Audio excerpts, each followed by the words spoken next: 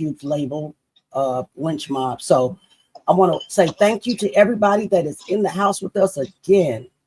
We really appreciate you every time you show up. Every time you show up, we appreciate you guys. Please make sure you like the live and share the live that others may come in. So, Temper, how's your weekend been? It's been a good one so far, honey. A lot of rain, a A lot lot of of rain. frogs around here making noise. Yeah, you'll tell me It's about those frogs. Yeah. it's been an interesting one. Yeah. I hate when those tree frogs come around. Like they do make a lot of noise. I promise you they do. But they love Nah, water. What about you, yeah, Nick? I'm sorry, Temper, but you still going? no, it's all good. Okay. Nick, how's your weekend been? Mine was a bit funny, you know. Really? Yeah. Yeah, well, I had a bit of a Well, loss in my family as well, so oh yeah. yeah, Yeah. Nick, wasn't really fun for me. But on a nicer note, mhm. it's the first day of spring here in Australia, so I'm very Woo! thankful to see the sunshine. It's been a Well, terribly, bitterly cold winter and you wet have over here too, Temper. exactly. You have endured the winter, so Been I'm terrible. glad it's spring now in Aussie. Aussie. Yep, Aussie. in Australia, mate. Australia, mate. Australia, mate. Yeah, mate. Yeah, mate. This weekend was extremely hard for me because we lost our cousin. And I don't know if you guys realize, but in African American families, or probably in all families, that cousins are like our siblings because we literally Yep. live in the same house as we're growing up. So he was the firstborn of the whole entire tribe. And he's truly missed. If you haven't saw his songography that I made up for him, please check it out after the live. Songographies are made with AI music, but the words they do come from my heart. Do I know how to play the piano? Yes. Can I sing? I can hold a note. I'm not Jaguar, right? I can hold a note, but the music that is being created is done by AI Suno. So just wanted to make that disclaimer. So without further ado, guys, we're going to get right into the video. Um, it's a heavy story, sad story when I learned about Gonzoe. Gonzoe, it's not a lot of information out there about Gonzoe. He was like overlooked and underrated for some reason. I'm not sure, but his story is heartbreaking. He grew up in LA. It just was a heartbreaking story. So let's get right to it, guys. We're going to be breaking during the video, and I will say that this video was made under Section 107 of the Copyright Act that came out in 1976. Fair use. The videos and clips that we may use, we're using for educational purpose. Basically, we're learning of someone's life, and so I am hoping that no one gets upset about us using some of their clips because these people that we speak about on this channel are no longer with us. We obviously cannot interview them, right? So we must gather clips from other people. So, and we want to shout out to all original content creators under Gonzoe. So let's get right to it, guys. We go ahead and share the video, and let's do it like this. Oh, am I sharing the wrong screen? Yep. You better know. You better believe I'm sharing the wrong screen. If I was not doing something wrong or right or wrong, you would not believe this is Auntie Leah's channel. So let's get right into it, guys. We got a lot of information to get out there. Alrighty. Family, first I want to thank you for returning to the channel. Your support means everything, and together we're building a community that remembers the lives, the legacies, and the stories behind the music. Tonight, we're diving deep into another songography. For those who are new, a songography is more than a story. It's a biography told through music. It's history set to rhythm, a tribute that speaks the truth the way the artist did. But before we begin, I need you to understand something. This isn't just entertainment. This is remembrance. Because the reality is, hip-hop is a graveyard. Too many voices. Too many legends gone too soon. And it's our duty to keep their stories alive. So if you believe in what we're doing here, if you want to honor these artists with me, please take a moment to like, share, and subscribe. It helps us grow. It helps us reach more people. And most importantly, it keeps these stories from being forgotten. Now, let's journey together into the life, the music, and the legacy of Gonzoe.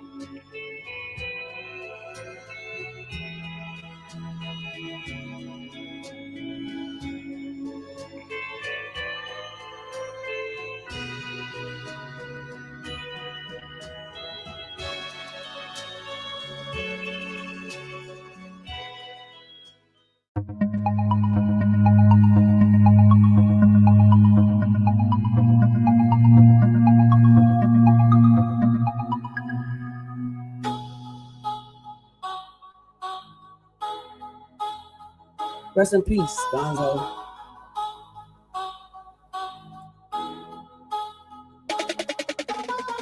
If you come from the ghetto, I'm rooting for you. No color lines, blood, crip, white, black, Hispanic, Asian, etc. I don't need shit from you. All I want you to know is I love you, respect you, and I'm pulling for you. I need you to know off the break, I am not your enemy. I repeat, I am not your enemy. I refuse to see another RIP sign before I let the world know that I fuck with you. Oh yeah, I almost forgot. As far as them kids go, every time we do the right thing, they're inspired. Every time we do the wrong thing, they're influenced. Wake your game up.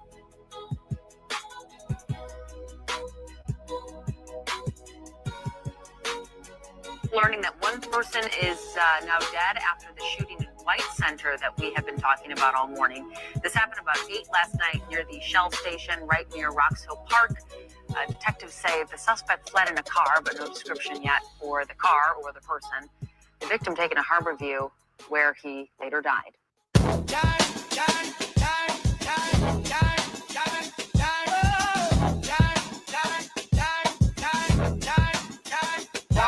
Cube handpicked them, the West Coast torch. Caution dropped the classic right off the porch. One bad move, he's on a new course. Death Row Records, a dangerous force.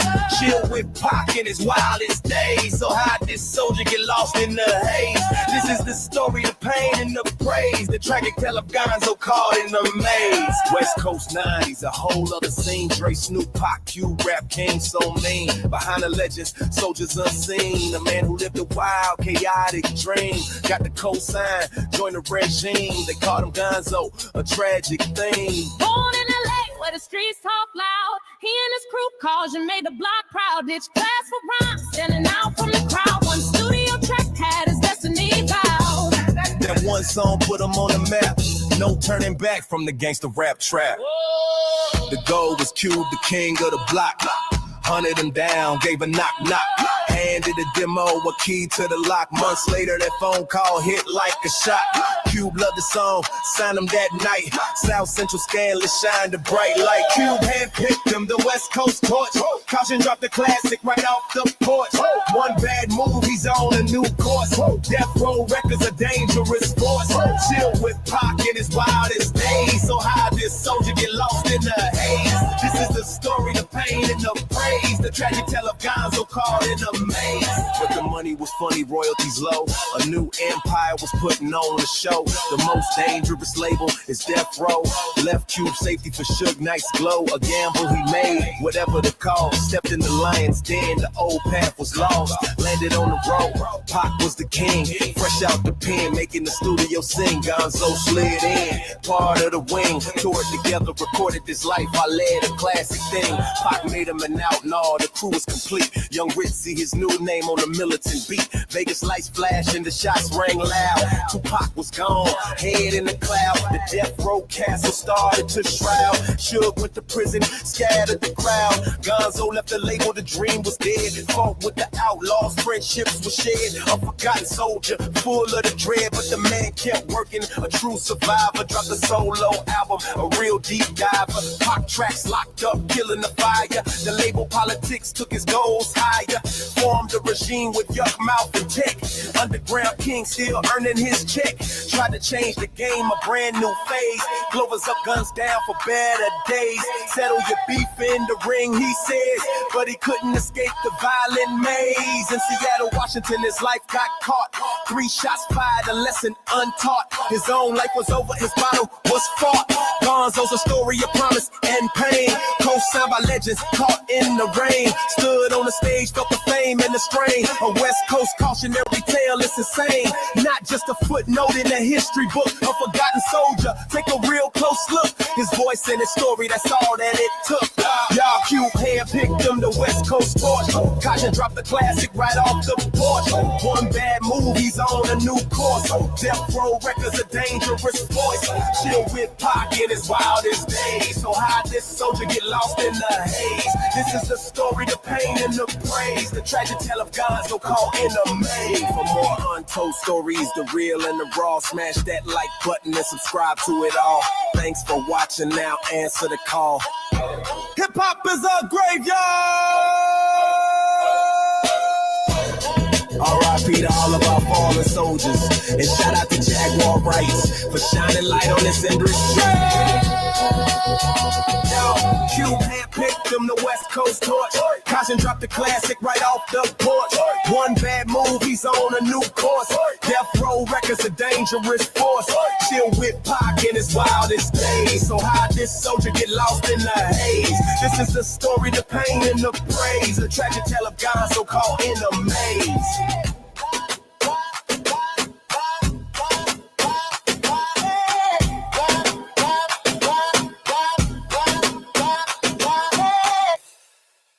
All right. Thank you guys. Thank you guys for coming. It's not over, but I just wanted to shout out the new people that are in the house that came in. Hey, A. Reed, welcome. Queen, Goddess, Sadit, welcome. Everybody, welcome to the live. We appreciate you. If you don't know who we're speaking about, we're speaking of Gonzoe. He first came out with the group Caution, which was founded by Ice Cube, and then he made his way over to Death Row Records because he wanted to be with Pac, and on that label, that was the hottest label going back out, back in the 90s. So that's what we're speaking of today. So we're about to get right into the, not the interview, but the video. So guys, grab your popcorn, grab your questions. If you want to come up on the panel, you got something to say, let me know. I'll drop the link. It's all love on this page. Again, thank you for coming back.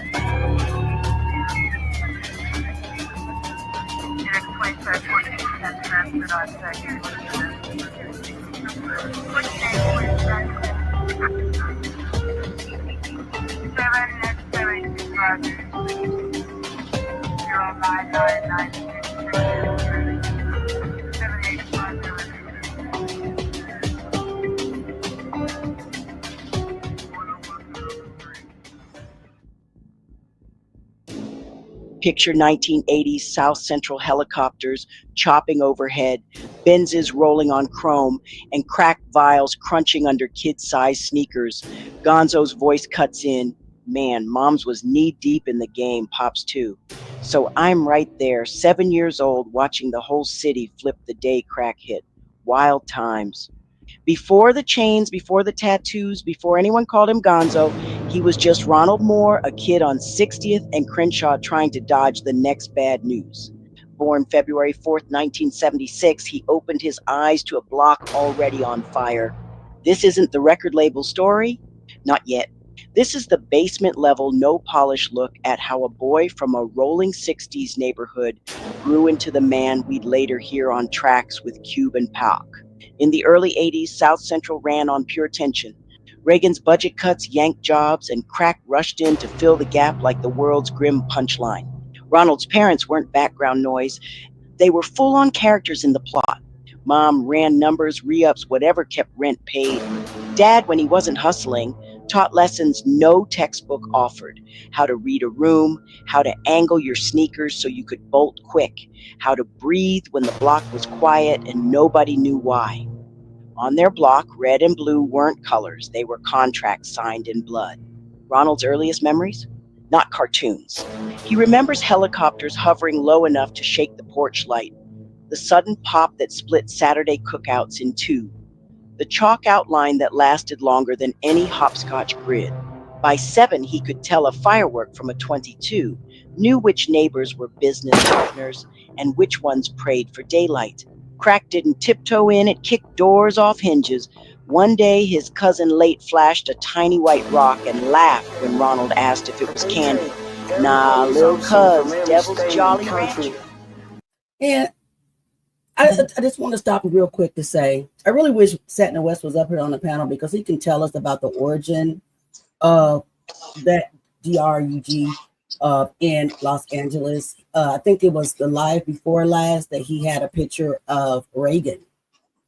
He kind of hit on it a little bit about how, and there is also a show out there that you guys need to watch called Snowfall. It hits on how actually the government bought in this DRUGS to fund the war. So, and that's really not a conspiracy theory. That's real facts. So, thank you, Mr. Reagan, for destroying a whole era. It's ridiculous. They would not, they would not stop drugs. It's part of their program in their life. Every day they wake up, I said, well, we're going to go over to her house and get high and do this, or we're going to do that today, I started smoking weed when I was in the 4th grade. It wasn't no big deal. I just smoked weed every day. Every day? And I still smoke weed every day. I used to smoke weed before I went to school in the morning, but I had to stop that because when you can't smoke weed when you're on your way to school because you can't comprehend to what the teacher's saying, you be in your own world. So I smoke weed like after school or late at night. Go to sleep. Yeah. On the front porch of the home next to Jim Cope's store, 3 young women, none of them yet graduated from high school, passed the time. Everybody into cocaine nowadays because there's so many base heads out here. People that smoke through the base pipe. And That's why everybody's starting to sell cocaine now. If I was to take a hit off coke, then my eyes would get real big. My heart would be beating fast, and I'll be looking on the ground. All these white specks I would think was cocaine. Weed don't make you tweak. Weed don't make you be up with your eyes like this, wanting another hit, like coke does. They just tweak out, just like my friend. He killed this girl, and it was so bad that, they was smoking. They were smoking on a pipe, and they killed her and threw her body in the closet. Wait till they finished smoking and call ambulance for her and all that. Coke dealers, they point out girls down the street and tell me, what she done did just to get a little $20 rock, She'll be having sex with dogs, or she'll have sex with 5 or 6 men, just for a $20 rock. Okay. I think if they, come to jail or something, or, something that's going to teach them a lesson, not to go back and do it again, that'll probably be the only thing. But a lot of people still don't see it that way, because I got peers up here, who is just waiting to get back out and do the same thing over again, Remain seated and come to order. Court's now in session. Good morning. In juvenile court, Judge Wilmot Sweeney must decide how to treat young drug dealers. They come in and they look like kids, by golly, and they're accused of all these things. And if you don't know it, if you haven't read the record, he's just like anybody else's little teenager. He admitted the sale of cocaine to the court and the violation of probation. Sweeney presides over an increasing number of cases where teenagers are accused of selling hard drugs. Here, a young man was caught selling cocaine while on probation for a previous drug violation. I would ask the court to give the minor a chance to show the court that he will do well on probation. I believe that the minor is motivated, and I believe that his stay in custody, some 38. Okay, let me pause it right there for a quick moment. I did drop the link in the chat. I also sent it in your WhatsApp as well. Alina, we don't know who this young lady was. This is an old video of when that drug crack first came out. So these are random people, I guess, giving interviews on telling us how this drug basically personally affected the neighborhoods in South Central LA, period. So Seth is here now. So honestly, he would probably be the best one because he had front row seat, right, to what was happening. So he can kind of shed more light on how it was down in LA. So Seth, you got the floor, sir. All right, where do you guys want me to begin? Because I didn't know Gonzoe. I didn't know he grew up right there, not too far from where I grew up too, because he was on 60th in Crenshaw. I was 63rd in Crenshaw. He's 2 years older. But yeah, let me know where y'all want to begin. Begin where you remember, man. We want to know about this because it's just crazy. I got into much as I could get into, but I would like to hear from somebody that was there. Your perspective. Yeah. Now, I mean, the first time I remember somebody even referencing the term basehead or crackhead was in Compton, where I had a brother, a friend of mine's brother, who was like, "Are you a basehead or a crackhead or something?" He asked me which one was I. I'm like, "What the heck you talking about?" And then he said, "No, you got to make a choice." So I told him I was a damn a basehead. And he ran around, "Oh, you a basehead?" He just like laughing. That was the funniest thing ever. But I didn't know anything about D-rugs or anything like that, right? As a little kid. But then moved over towards which part of LA? Over there, like 65th and Hoover. So I stayed over there in the late 80s briefly. And, knew a little bit more about what was going on in the neighborhood and just the decay, because there was a lot of just poverty. That's the only thing I could really say, you know what I'm saying, in regards to what I was seeing. And yeah, you had a lot of people who were, pretty much on that stuff. And side note, even when I was in Compton, I have to think about it now. My neighbors, and my buddy, I ain't gonna say his name, but a buddy of mine, he pretty much both moms moms and pops at the house. They had a nice house, etc. He had like a horse in his backyard and all that too. But I had to think about, I'm like, I think they were drug addicts too. And this was, pretty decent neighborhood in Compton. And then when I moved to LA, it's just, you just wouldn't know who was, on the substance. That's pretty much how I could say it. You really didn't know who was doing what, but it became prevalent later on. It became prevalent, like who was really on the narcotic, because you start to see by the 90s the real devastation of what this drug did. And what the girl was saying in the video about they would call them strawberries, girls who would sell their body for the narcotic. That's real. Like, and that was sad, a sad reality, but that was real. You saw that a lot. And, by the time I say early 90s, you really saw how it took a toll on the community. Yep. So yep. Wow. So yeah, that must have been hard to see, as a child, like, what's going on? What happened? To everybody. And then you see your aunties and your uncles and your cousins, and during this video, you'll see that these same women said that it was children that were on this drug as well. And the way that the drug makes you want more, fiend for more, it's like once you take your hit, you want more and more and more. You can't stop. Yeah.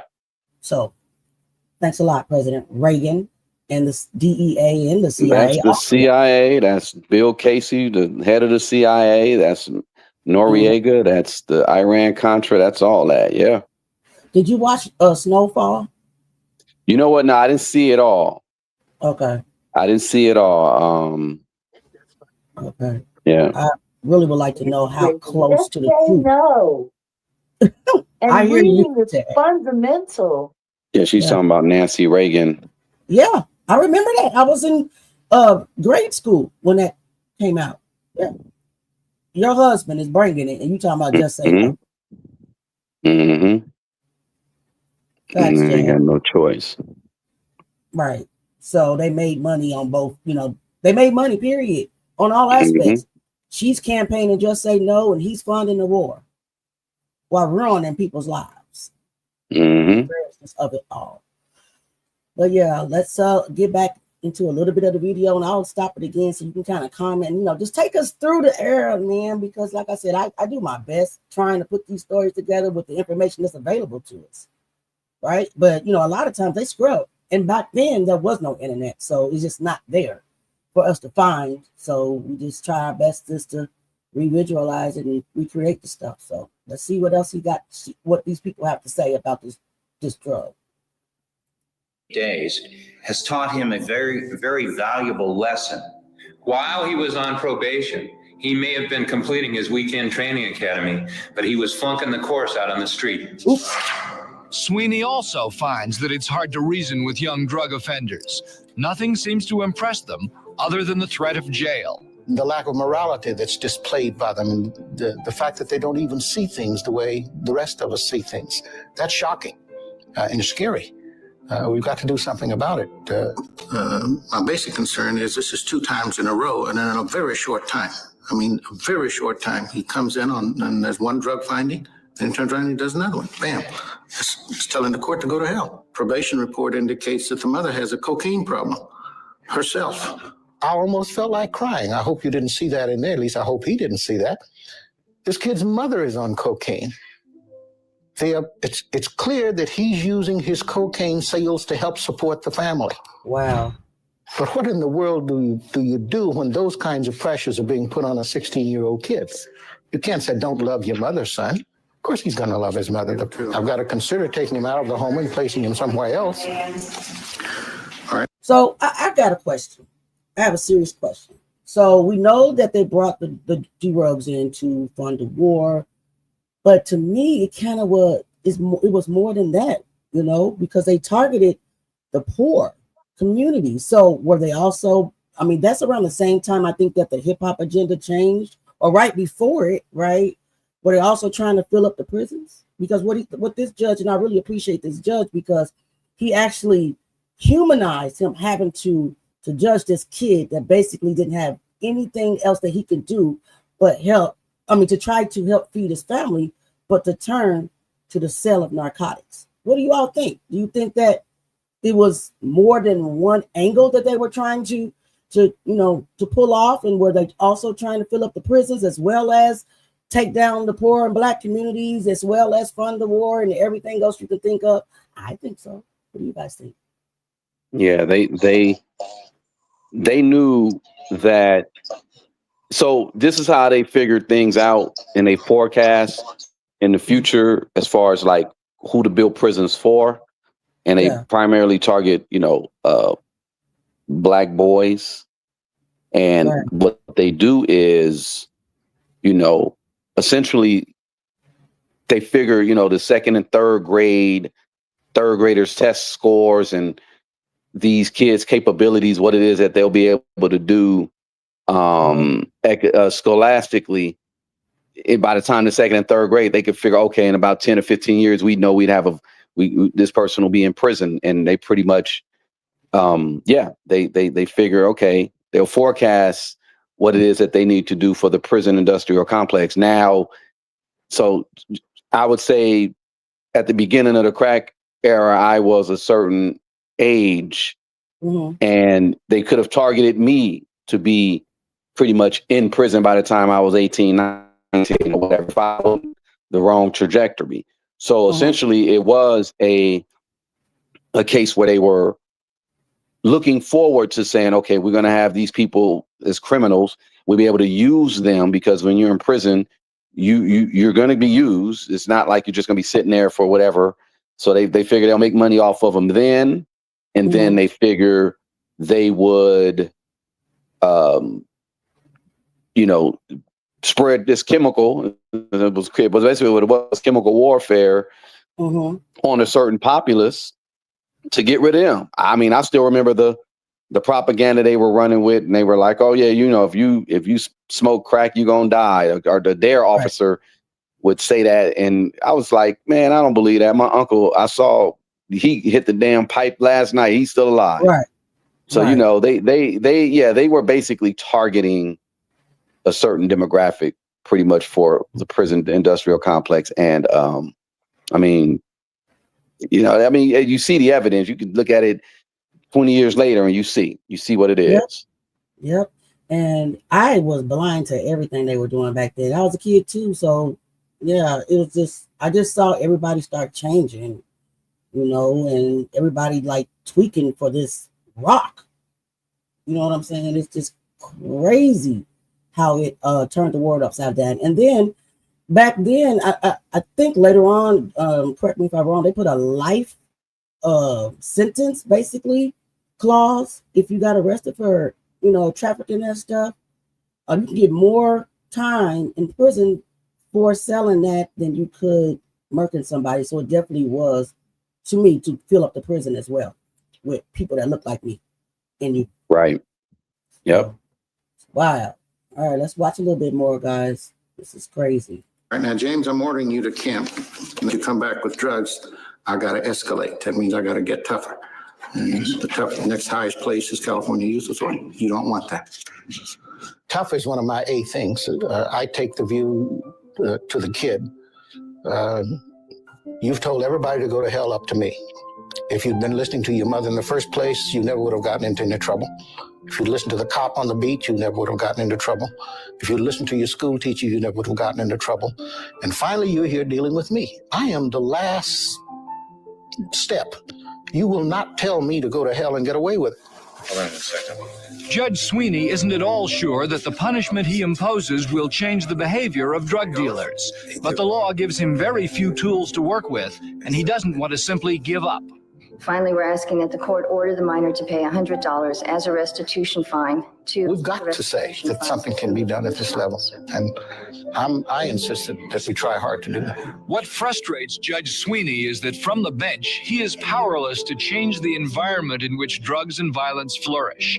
Neighborhoods that may not look like the tenement-ridden ghettos of the East Coast, but where single-parent families are the rule and poverty pervades.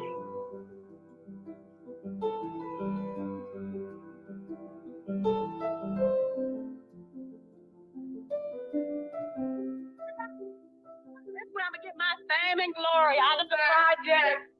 Ava Washington has lived in East Oakland in a housing project 14 years. Her friend Mary Martin has been here almost as long. Not too many years ago, they were teenagers. Today, they are bringing up their own children. We're in what you would call a ghetto area. We are living in city-owned housing. The drugs is here. We can't hide that the drugs is here. And I have seen some younger ones, 9-year-old, getting high. Wow. A lot of people that do what? There's a lot of little kids that be doing that stuff. Little kids doing it? Yeah, about like 13, 12. No, about 12. And 11. You've seen kids smoking? Yeah, I seen some over by the store. I seen them. And I seen this boy, he was smoking. But nobody here. No. But it's more than smoking dope that disturbs Ava Washington. She is ready to quit her job so she can stay home because of the violence, the shooting, that is all too close.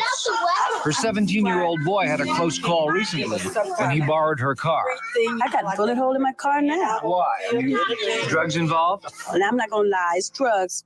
It's drug related. And then again, it's this peer pressure thing. And who gonna outdo each other? You know, what projects is the baddest, you know? Because they come through here right now, like we sitting out here, and they've been coming through here like once a week. And the boys that's playing over there at the basketball court, they'll just start shooting. Don't care who they shooting at, they just begin to misfiring. Yeah, there be a lot of shooting around here. Sometimes it be at nighttime, sometimes be in the daytime, people be playing. But if I hear it, it's right by me. If it's right by me, I'll run. But if it ain't, I just keep playing.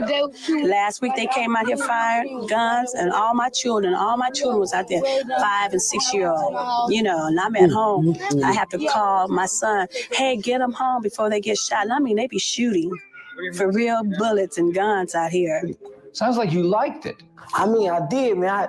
I like the excitement. So, set panel, got a question. Do you think that when this drug came out, also something else just came to me, is that when the real gun, the pow violence started? What do you guys think?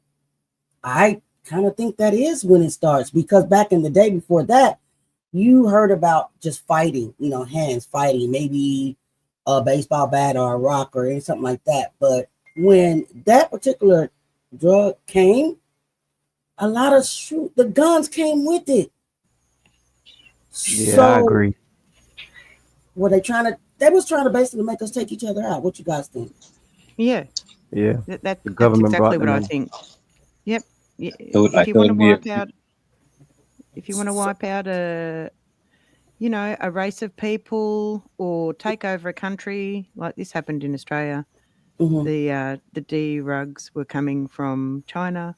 China wants to take over. It depends on where these things are coming from, but it's make them cheap, make them available, flood the streets with them, and people will just take each other out. It's an easy way to get rid of people. Yeah. And at the same time, everyone benefits. Funeral home benefits, the jail benefits, courts benefit. Right. Everyone benefits, but it's the price is our downfall. Yeah. So with this one particular drug, they basically started a war between us, right? Infiltrated the Black community to kill us, make us basically addicted to this drug, to take out one another and fill up prisons, basically. Crazy work, man. Crazy work. Yep. Oh my God. But like said in the way, like said in the way I said earlier, though, it was really analyzing us because I mean, if you look at it, it was like okay, step one, step two, and to put it like how Tupac said it, give them things, step back and watch them take out each other, and that's what was really happening. It was flooding the neighborhoods, but black neighborhoods mostly. Yeah. Yeah. So it was pushing us towards something. Yeah, I agree, guys. Sad story again. Sad beginnings again. So, all right, let's watch a little bit more. Wow. You know, I like, adventure. I'm the kind of person go after excitement, danger. You can get killed, though. I know that, but I was scared of dying, right? When you come close to dying, it's even funner. There been times that I came that close to death and laughed about it the same night, a couple hours after it happened, just laughed about it. There is the constant adrenaline rush. And I think that's why the street life is so hard. It's so hard to seduce someone away from it because that's where the excitement is. What do you offer in exchange for that 8 to 5 on a job? Joanna Henry supervises young offenders at the Los Cerros camp and in the streets of Oakland. She's been a juvenile probation officer for 20 years. Like Judge Sweeney, she uses the threat of arrest and of confinement to try to change the behavior of her wards. She finds it nearly impossible to convince them there's anything wrong with drug dealing. It's going to cost you your freedom eventually. Very good chance it could cost you your life. She is pessimistic that her work will have any permanent effect. It's very clear I have to stop his dealing by taking him through the court process and getting him off the streets. Now, whether that solves the problem in a larger context, I don't think it does, because his warm spot on the sidewalk is filled probably before our court process is finished. And what it does for this person as an individual, does it turn him around? Does it change him? I would say in general, no. It stops him for the time that we've got him. From her experience, Joanna Henry believes that children who live amidst drugs and violence must be educated and diverted early if they are to have any chance of escaping from the prevailing life. By the time a child reaches high school, it may be too late. Put your cigarette out. You don't smoke in front of school. At Castlemont High in East Oakland, Vice Principal Carol Evans has plenty to do, just getting kids to class and not disrupting the school. Put it out. Do you think it would be appropriate to have some kind of a drug education program more than just in a few science classes? Sure. Here. Sure. Why isn't there? Well, at this point, that isn't, that's not our number one focus. No counseling programs or nothing like that, just same, hear the same thing coming from the adults, that selling them drugs ain't gonna get you nowhere, hearing that all day, from grown-ups that then been there or lived the same life or something, So you discount it, you don't believe it? Now I believe it, but right then, I didn't never listen to him, just being hard at it, thinking you know everything, that's all. The whole city changed before Ronald hit middle school. Fast forward to Dorsey High, 93. The LAPD's battering ram tank still made the evening news. Ronald wasn't officially banging, but you can't live on 60th and dodge every handshake or whisper. He learned to move like water, present but never still. Hey guys, do you guys remember the LAPD battering? I remember, oh my God, how scary that must have been as a kid seeing these tanks rolling down the street. These tanks can level a whole house. Tanks. Yes, you'll see one. I'll put a picture of one in here. Wow, man. Yeah, that was Daryl Gates. That was SWAT. They were just basically just finding excuses to run up in people's houses. That's pretty much it. Wow. Sight and fail. Go ahead, say it. What was you saying? No, I said they were. Crazy, man. Just imagine being a kid watching this stuff. He's gonna talk about it. Unfortunately, we had to use Vlad's interview because he's like the only dude out here that gets to interview everybody. It's just crazy. Somebody else has to be able to penetrate this. Hopefully, Jag and Seth will be able to penetrate the algorithm to be able to get to these people because he's like the only one out there. It's because Anyway, you guys know the story, so we're not gonna talk about it right now. But yeah, you can't be the only one that can get all the interviews, man. Classrooms bored him. The hallways taught the real curriculum. One Tuesday, he cut class to freestyle behind the handball courts. Beats on trash cans, kids crowding in tight. 2 seniors from Caution rolled by, heads nodding. Little homie can spit. They tossed him a scrap of paper and then a garage studio session that Friday off Slauson. He showed up, voice cracking, palms damp, but left with 16 bars on a real track. Same corners that once offered nickel sacks, now passed out notebooks and instrumentals. He'd stumbled onto something bigger than survival. He'd found a stage. While he sharpened lyrics, home life unraveled. Mom caught a conspiracy case bye-bye Sunday dinners, hello empty cupboards and hushed phone calls. Dad tried to hold it down. You're under arrest. Kept dialing. One night, Ronald came home to blues and reds flashing like broken Christmas lights. Pops took 2 slugs at a dice game, and the ambulance crawled at funeral speed. That night, Ronald wrote his first 16-bar eulogy for a man still breathing. He called it Tomorrow Ain't Promised, and every bar carried the weight of a childhood fast-forwarded. The track leaked onto Caution's next mixtape, then the buzz started humming. Meanwhile, Cousin Late, now rapping as Fats Bossy, was building the regime with Yuckmouth and Tech 9. Bloodlines and rhyme lines twisted together, part lifeline, part leash. By 10th grade, Lil Ron became Young G.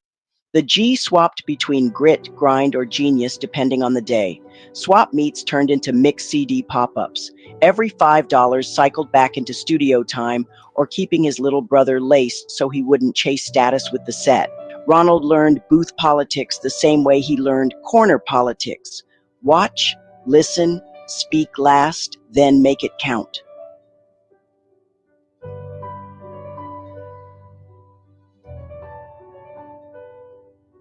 Today, I need you to take account of every time you hear someone using God's power to express their frustration. I put that on God. Lord knows I'm telling the truth. If I'm lying, God can strike me down. Even putting shit on your mama. That's the mothership that brought you to this planet. I put that on my mama. And a lot of that shit comes from insecurities of shortcomings that didn't happen in your life that makes an ascetic inside eating your ass from the inside out. Wake your game up. All my people over in England, Nottingham, a.k.a. Shottingham, War Riders, the Regime, Caution, South Central, Oak, Gonzoe, Yuckmouth, Anarchy. Wait till you hear this joint. Yeah. It's just... Yeah. It's just a little preview. Shout out to all my people. Friday ciphers became Saturday house parties where a blood and a crip could nod shoulder to shoulder for 3 minutes and 30 seconds while the mic leveled the block. In the heart of Los Angeles in the 1990s, a new voice was rising. His name was Gonzoe. More than a rapper, he was a storyteller, a son of South Central, a soldier of the West Coast.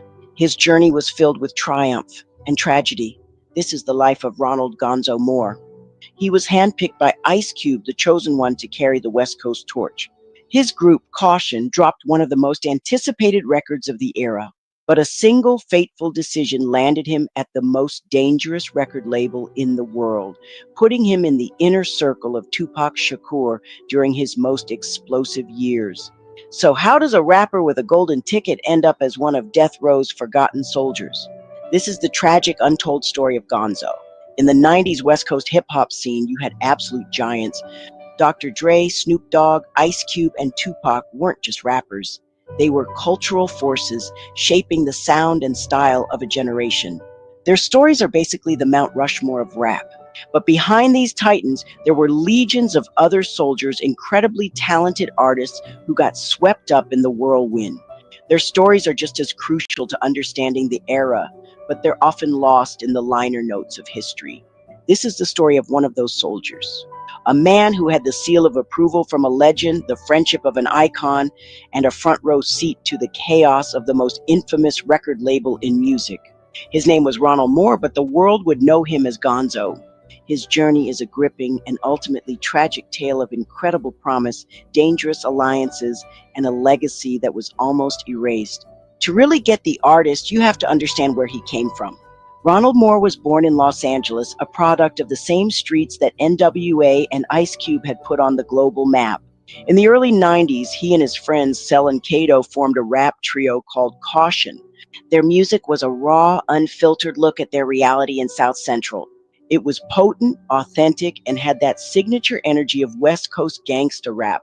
The group was actually bigger at first, a crew of about 5 guys making a name for themselves in local talent shows. Gonzoe himself joined after a chance meeting at Dorsey High School.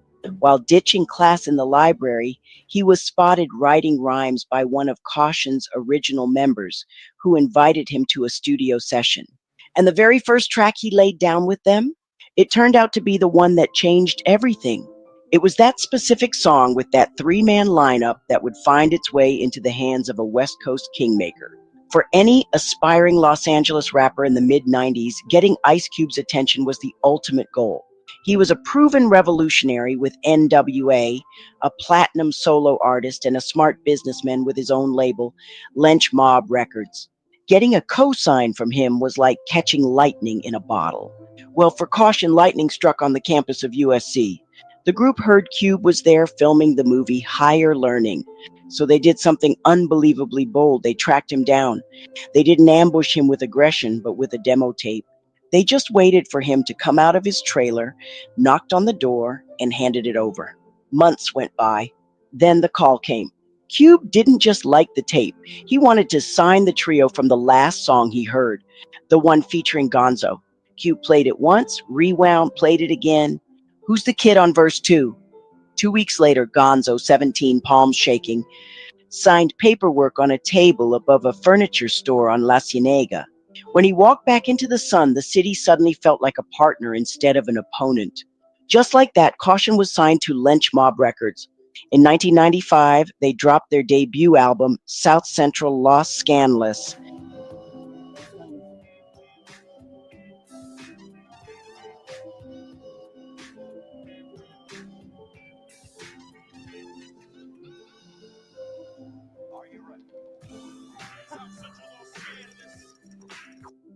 Now, guys, I obviously could not play that song, so you guys have to go look it up yourselves because of copyright issues. But welcome to the stage. We have Queen Goddess. Yes. She joined the panel. Welcome. Yes. Welcome. What's good, Queen? How you doing? How's everybody doing? We're doing good. Welcome to the panel. Thank you, thank you, thank you. Nice to meet you. Nice to meet you, Jade. Nice to meet you, Auntie Leah. I wish I would have known that you was here before. I actually seen it on Temper's channel that he was live, and I said, wait a minute. It sounds like people sitting down that I need to go and talk to. Some people that bring some good conversation to the table, not just foolishness. I mean, we all got afros. I see you, Jay. I got you. Want to take it off? I don't have. Listen, I don't have an afro. Yes, listen. The other day, hey, Nick, hey, said it in the West, Temper. Everybody out there in the chat, big ups. Give it to y'all. Y'all better know it. The other day, I snatched it on off. I said, man, I don't know who told me to snatch it off, but I had to snatch this cap off. And something said, listen, you got to take your cap off when you're kneeling before your father. And I just went in it. Sometimes when you get that feeling, I say, I can't wait till they cut me. Because when they go to clipping my video, I'm going to have something for their ass. I tell you that right now. Listen, I'm going to have something for their ass. But thank you so much for welcoming me in. I definitely appreciate being here. You're more than welcome to be here. We got Jaguar Wright, the Jaguar Wright in the background. Jaguar Wright, set in the West, is Jaguar Wright's fiance. So she's also listening in. I'm not sure if you are familiar with Jag. No. I heard a couple things about Miss Jaguar. I wouldn't mind speaking to her either. I'm like, man, people say things, and hey, Miss Jaguar, I'm gonna tell you what the people said. They say things. I said, but wait a minute, it's always two sides to a story. Exactly. I like to hear all sides. I'm not new to YouTube. I'm not new to being a speaker, but I'm new to YouTube. I've been here a year, but I'm like, it was so much going on when I got here. I'm like, I don't know who to make friends with. I might as well stay Lilith. I might as well stay Lilith. Lilith is in the Bible. Y'all know Lilith came from hell. Right. Yeah. I said, if I ever speak to her, I want to hear her side of the story, because sometimes people like to point fingers. You know how they did as people, they went to point their damn fingers at us like we was the only one doing wrong. And guess what? We got tarnished the same way they tried to tarnish this lady, Miss Jaguar. They tarnished us. So you tarnish, and we end up tarnishing people too, and don't even realize that we got tarnishing tongues, we got tarnishing behavior, we got tarnishing tendency. But when we don't take and hold ourselves accountable for how we tarnish, we are never past what the white people do to us as well, because there's a lot of black supremacists in our community that hold us down. Right. Makes sense. Just say, but it's time to get over and get in the ocean with me. I'm a Capricorn. Go ahead, Miss Leah. I'm just gonna say, two Capricorns in the house. Hey. Hey. Nick. All right. Well, I'm gonna say this. 9 times out of 10, 10 out of 10, if you're hearing something negative about Jag, it's a lie. I mean, she's a truth teller. That's what it is. And they don't like it. Paid opposition, period, point blank. This lady speaks the truth. She loves God, and that's just that. And I'm so blessed to be in her presence that, sometimes, and like I said, Set in the West, that's her fiance. He's wise, he's wise and gifted as well. So every time they're able to, bless us with their presence, we appreciate them, because they are the ones who really created this. The hip hop is a graveyard segment. They created this, and just allow us to carry the torch, while they're focusing on other things, but they are the creators of this. And Jaguar, right? She's the wisdom behind it. You know what I'm saying? So, you know what? And I want to say this too. Sometimes, and it goes in. I'm not getting us off the subject, I promise, because it says hip hop is a graveyard. And when it says hip hop is a graveyard, we can take ourselves out of hip hop, because not everybody was a part of hip hop either. But a graveyard, we all laid down in it. Because I feel like at one point until recently, I was in the graveyard. Okay, now. If y'all go and look at my channel, and I'm not being funny, I damn near live at the graveyard, because them the only ones don't stab me in my damn back. I can look all around the graveyard and don't get attacked. Because when you can sit in the graveyard, tell me you can't face some demons. I sit in the graveyard every day, and I just meditate, and I just realize that we already in the graveyard. Hip hop was in the graveyard, black was in the graveyard, Black America was in the graveyard. Our children, we still was in the graveyard. Why? Because we're being held down for so many things that we're not supposed to do or we can't do. Hip hop raised me up. I'm 50 years old. I was raised up on hip hop. So people turned it into a graveyard. That's greedy supremacists. They turned it into a graveyard because they forced us people to start having to do things that we didn't want to do. Why? Because they kept their foot on our neck. They kept their hands all clapped on our goddamn pockets, and we couldn't rise. So we were still in the graveyard. I love hip hop to this day. But real church Bible throwers, you know what they'll say? Oh, so you in that world. You damn right. We all in this damn world. If I want to listen to hip hop, Future, Black, Kodak Black, then I want to go and listen to me some church music. What's wrong with that? We can't be ourselves in our culture. So we're in our own graveyard because we as Black people have a culture. Right. But it's not a graveyard to us. Right. Yeah. I definitely understand what you're saying with that. But what they mean by hip hop is a graveyard is that a lot of our hip hop artists, the ones that means a lot to us, the ones that are trying to do good or whatever, they end up gone. They end up unalive somehow. So we talk about their lives. We talk about, because there's something weird going on in that industry. Why are they all passing away? Especially people like Tupac Shakur. Why was he unalive? So we get deep into that type of thing. Yes.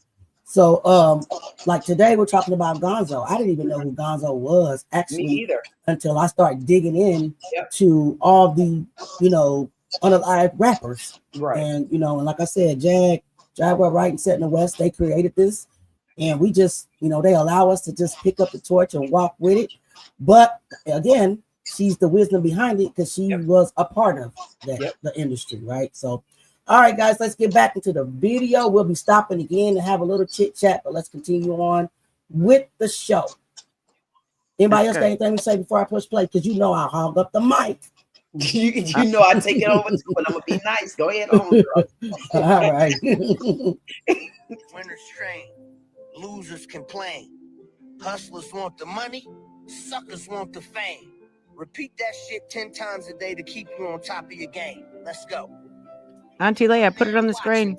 Yeah, I just seen that. Make sure you hit the subscribe Oh button my and goodness, go what to am I doing? gonzo.net for all caution Sorry, and guys. Gonzo merchandise. Hey, homie, watch this. My bad, guys. When Q first signed us, that nigga used to jokingly say, "You're gonna be the first nigga to get a solo deal. You're gonna be the first nigga to lead a group and get a solo deal." Now, to keep it 100, when he first started saying it, man, that shit used to make me mad as a motherfucker, for real, because, you know, I'm taking it as a knock. I'm taking it as this nigga saying I'm about to be the first nigga to dip out on my homeboys. Until about 6 months later, I really found out how the music industry worked. And what he was trying to tell me wasn't a knock at all. Actually, it was a compliment, because if you're paying attention, that's exactly what he did. And he ended up successful as a motherfucker. But anyway, Caution's blowing the fuck up, right? And somehow I get introduced to Ben Baller. Now, most of you motherfuckers, y'all probably know Ben Baller from making the jewelry and staying fresh and all that sort of shit. But Ben Baller used to be an A&R for Priority Records, you know what I'm saying? Now, at this time, nigga, they got Master P blowing up, you know what I'm saying? They got Jay-Z, Reasonable Doubts. Of course, nigga, they got Ice Cube and a ton of other niggas that was signed to Priority that was doing well in the 90s, right? So, like I said, nigga, Caution blowing up. So Ben come at me like, "Yo, we want to give you a solo deal." So, you know, I go to the other niggas in the group like, "Yo, these niggas want to give me a solo deal." Of course, these niggas was totally against it, you know what I'm saying? They thought it was a horrible idea. But me personally, you know, I disagreed. So, fuck it, I went ahead and took the deal, right? Bruh, I had a brand new baby at time, you know what I'm saying? And anything to further my career and keeping it 100 with myself and the niggas around me, I didn't find it a problem with me feeding myself and bettering the situation of my family. Now, of course, that caused friction in the group, you know what I'm saying? But we still functioning as a group, doing shows and whatever, right? But now my bag is on motherfucking He-Man, you know what I'm talking about? Now my bag is on steroids. And the nigga Ben Baller introduced me to the jewelry game, nigga. So now I'm just dipped in a whole nother sauce around this bitch, right? Again, that created friction. So during this time, you know what I'm saying, I started working on my solo album, which turned out to be If I Live and Nothing Happened. But when I was on Priority, I didn't have a title yet. You know what I'm saying? I was just working in the studio, feel me? Me and the nigga Ben Baller used to, every day, nigga, after the studio, before the studio, different motherfucking restaurant, different bitches. Different restaurant, different bitches. You know what I'm saying? Doing it the flyway. And at this time, you know what I'm saying, I'm hanging out heavy with Corrupt, you know what I'm saying? I'm hanging out heavy with Pac, you know what I'm saying? And basically all the Death Row niggas, because Sharita is our manager, Caution's manager. And she's managing me on my solo shit too, you feel me? Sharita Knight, she,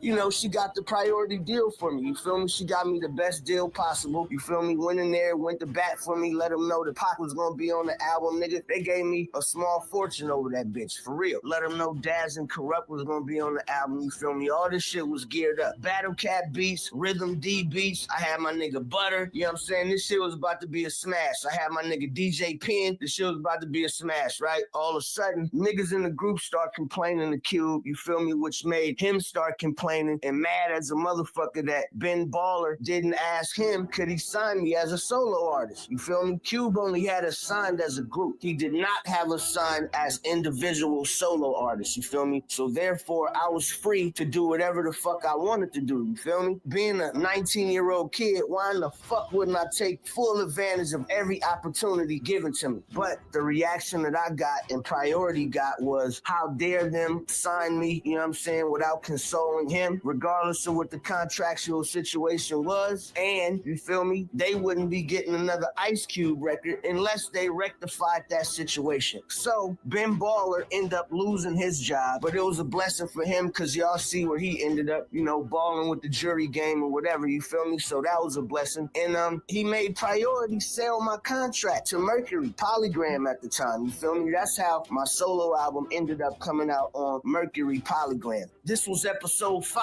of How It Really Happened with Gonzoe. Make sure you tune in for episode 6, you know what I'm saying? And make sure you hit the notification and subscription bell. Yeah. Rest in peace, Gonzoe. Rest in peace.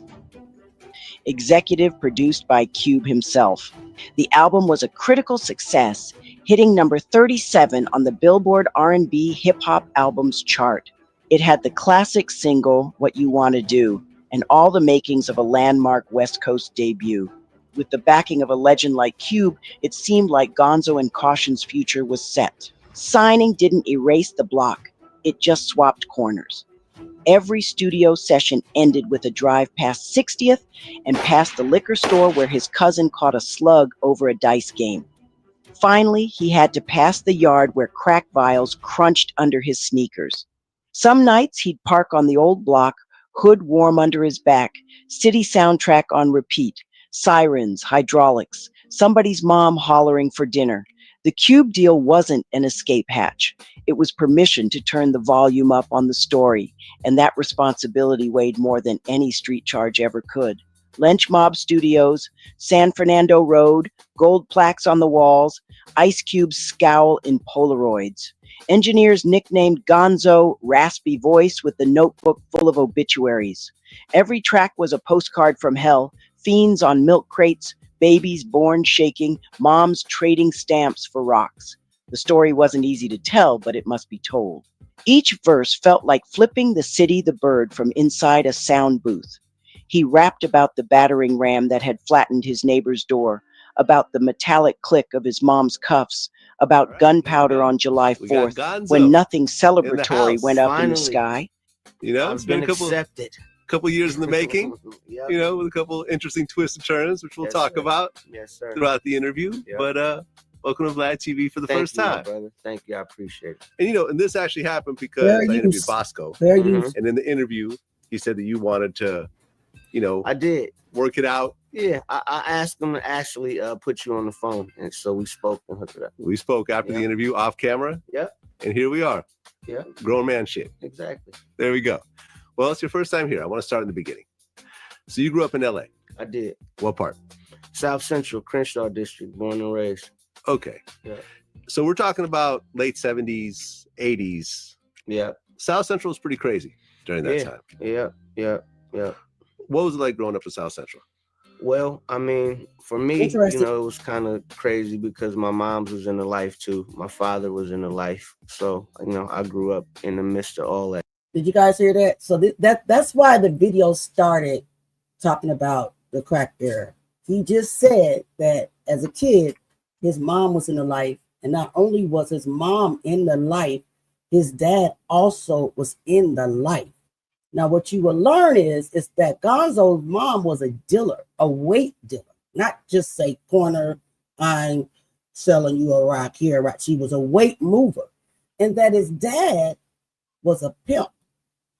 And all these things they did right in front of this kid. Crazy work, guys. Crazy work.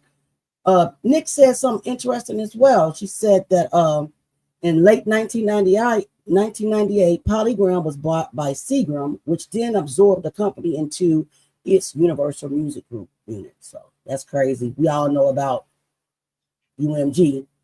Thanks to Jaguar, right? We know about a lot about UMG. So I just thought that was super interesting. Like, why would you allow your kid to see you openly do these things? Right? Where's the protection? So, all right, let's get back into it. Anybody got anything to say to add to what I just said? I wanted to hear a little bit more from Gonzoe.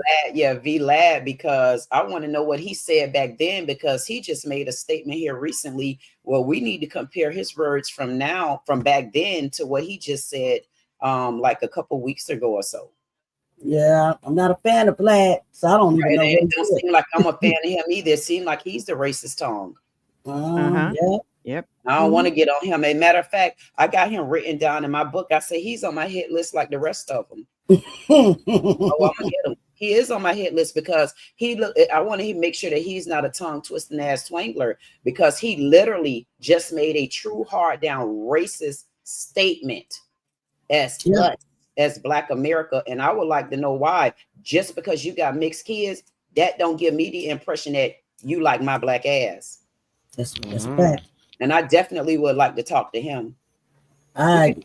You can play it. All right, guys. I want to hear him too. Yeah, I mean, he's not the greatest interviewer at all. If you if you ask me. Now, because I am playing his content, I'm not going to really get on Vlad like that. I'm going to try not to because I don't want to strike. But Vlad TV, I'm using this under the fair use of 1976. Gonzo's not here for me to interview myself, and for some reason, you're the only one that captured a real interview. So that shit, you know what I mean? So I could vividly remember when crack first hit, and the weeks before that shit hit. You feel me? Right. Okay. When you say in the life, what does that mean exactly? That means my mom was an active drug dealer. That's how she supported us, and my father was a pimp. Really? Yeah, it's weird, right? Okay. So would he have some of his girls at the house? You or know what? He kept that separate? You know what? My mom and my dad broke up because actually my mom, she wanted to move to work. But a true pimp, he want to sell some, he about the women. Yeah. So that they ended up splitting up, but still actively in my life. So it was, weekends, pimping with daddy, Monday through Friday, tapping the scale. Okay. So being around your dad and having these girls around, at what point did you realize that these were not just his friends? These were actually his employees in a way. Well, I mean, very early on, I would say, when actually you go to your dad's house on the weekend and, everybody's fighting for your attention as his son. So you very quickly realize that there's some sort of hierarchy going here. Okay. And when you talk about pimping, I mean, it's glamorized, but it's a pretty hard life. Definitely. Dealing with a whole bunch of women with a bunch of personalities, and you're technically in a relationship with each and every one of them. Definitely. And then they have their own set of issues. These aren't just regular college girls that are doing this. These are girls with deep-seated problems and so forth. And, and I've interviewed a lot of pimps over the years, from Don Magic Juan to Fillmore Slim and some others. To the greats. That's right. So would you see some of this drama kind of break out with your dad? Definitely. I mean, in the movies and stuff, it's all, that shit is all scripted. But when you on Hollywood Boulevard or, Sunset back in those days, or San Diego back in those days, it was a circus. It was a zoo. It was a rodeo. Yeah. And you're 5 and 6 years old, you get to kind of roll with the punches of all the chaos. Okay. I guess. Hey, Seth, you still with us? Seth, if you still here, can you tell us a little bit about how Sunset Boulevard was back then? He may have stepped away from the mic, but Seth West, he's from LA. He lives in, well, I don't know where he lives now, but he's from LA. He was there, and he's able to give us a lot more insight on what I can find on YouTube. So if you're there, Seth, can you tell us a little bit about a little bit about what? Sunset Boulevard, what he was talking about? I guess just as far as what the heck this thing ain't charging up.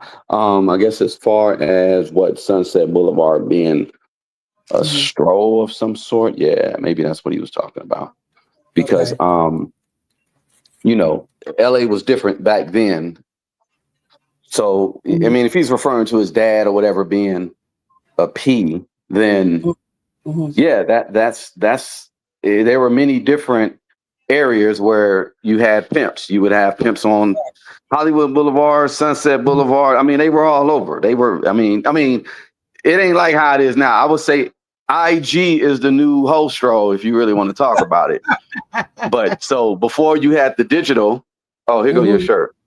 Before you had the digital strolls, you had the streets, and that's pretty much what he was referring to. Right. Yeah. Okay. So basically, it was like, and I think they pretty much have one of those everywhere, right? Where the hoes show up. Right. Oh, gotcha. All right, cool, man. Wow. This kid. All right, guys, let's get back. Anybody else got anything to say? I see Nick dropping knowledge, little gems in the chat, but you're not speaking on the panel, Nick. What's up? No, I'm not, because I can't multitask. But yes, I'm you know me, I like to look into who's who and who owns what and who's associated with what. Right. And who's in charge, and look who's in charge. UMG. Solution Grain. Solution Grain. Oh, so Lucian Grains? Yes. Yeah, heard a lot about that. Yeah, we've heard that. We've heard a lot about him from Jag. So Yep. Said it in the, is that said it in the West talking? No, that's Nick talking. Nick, so you're saying that I was asking who was the managing group for them? Well, the chairman is, yes, I typed in that, who is the managing group, and the answer Lucian was Grange. Yeah, Lucian Grange is in charge of the managing group.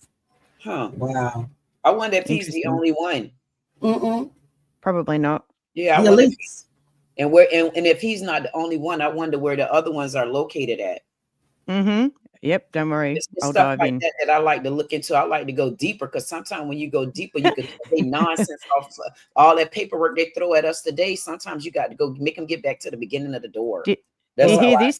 Yeah, do you hear this? This is how Capricorns think and do. Listen, and I was just saying, like, I'm like, who is this lady? I wonder if this lady got one of these lines in her hand.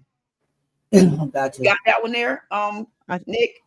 Well, you got this straight line. A straight line. I got 2 lines. I'm looking at both my hands. I have got a palmistry book. I have got a straight line. Lines. I got a straight line in my right hand. I think of what? So you got a straight line. What I mean, long life. Another half to it, Nick. I was asking for you today on my channel. I was like, if there's anybody out there and they got either one of these lines, it doesn't matter which one you're touching. I can put our line together, and I bet you we can go with it. I was calling for you today. It's nice to meet you.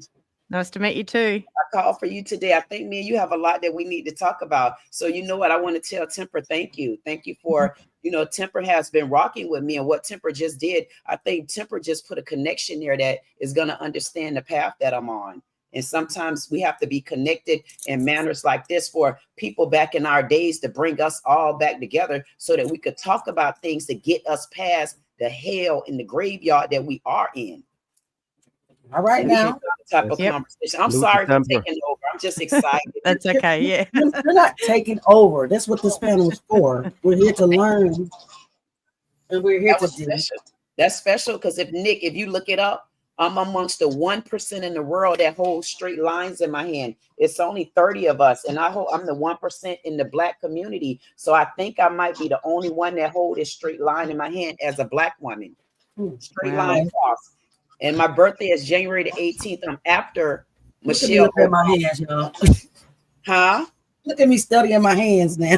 So you have to. You should got people. Not only should you study your hands, though, Auntie Leah, you should honestly around this time you should study your zodiac sign. And I'm not being funny.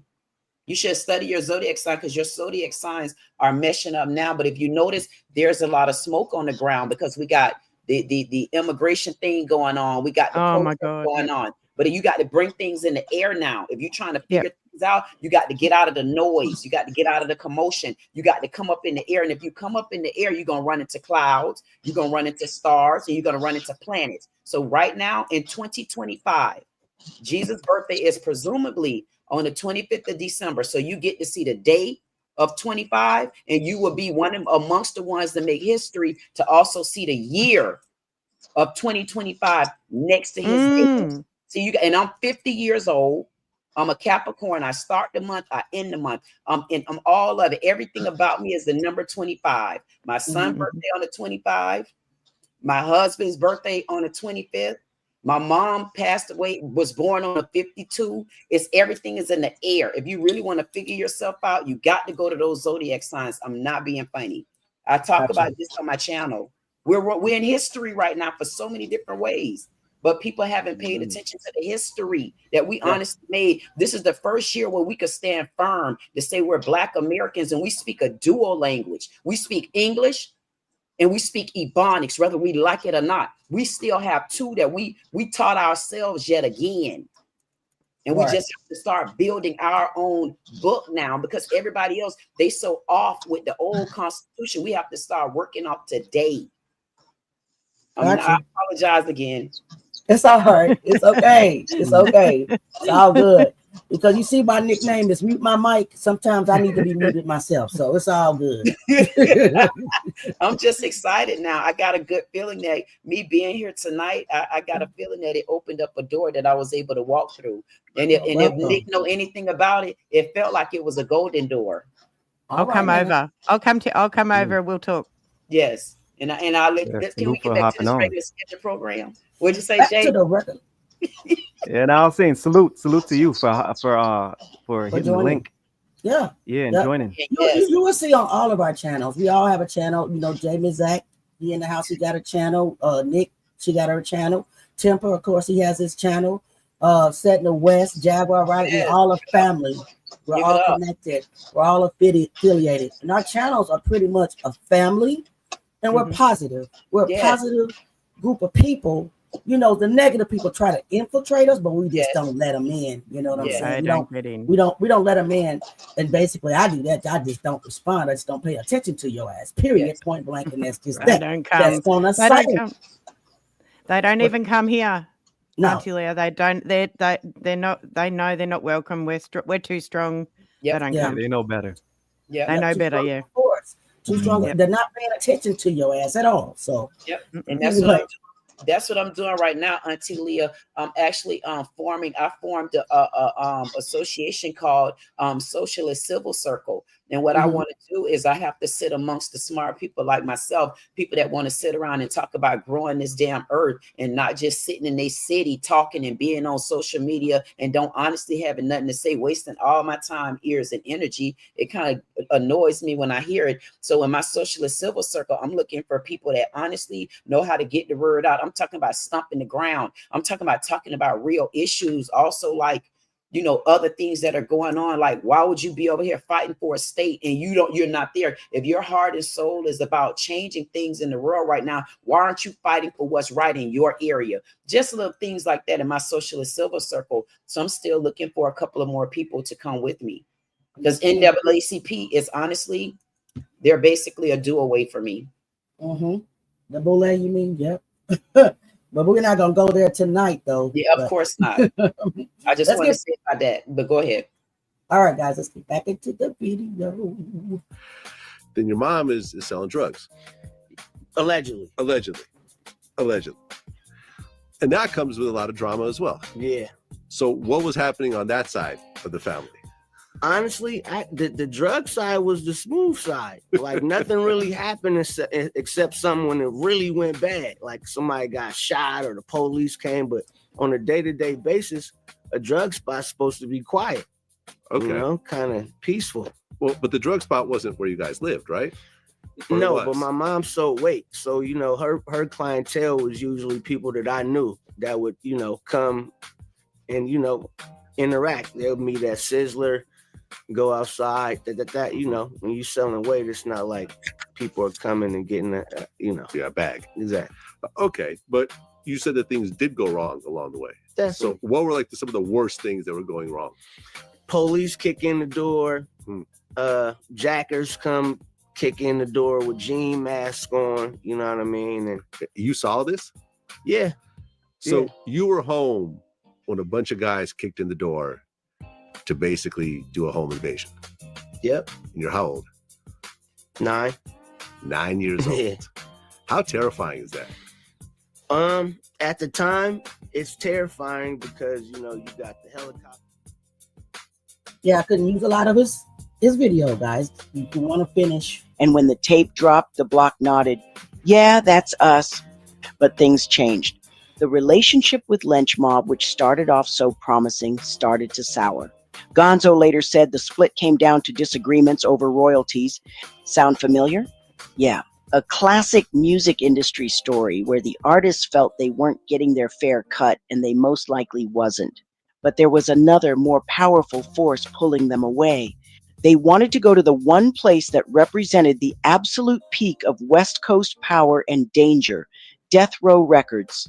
In the mid-90s, Death Row wasn't just a label, it was an empire. Run with an iron fist by Suge Knight, it had the biggest names and was churning out hit after hit. But it was also a place drowning in turmoil, violence, and intimidation. The decision to leave the stability of Cube's mentorship for the notoriously volatile world of Suge Knight was a massive gamble. Caution parted ways with Cube, and Gonzoe, now as a solo artist, stepped right into the lion's den.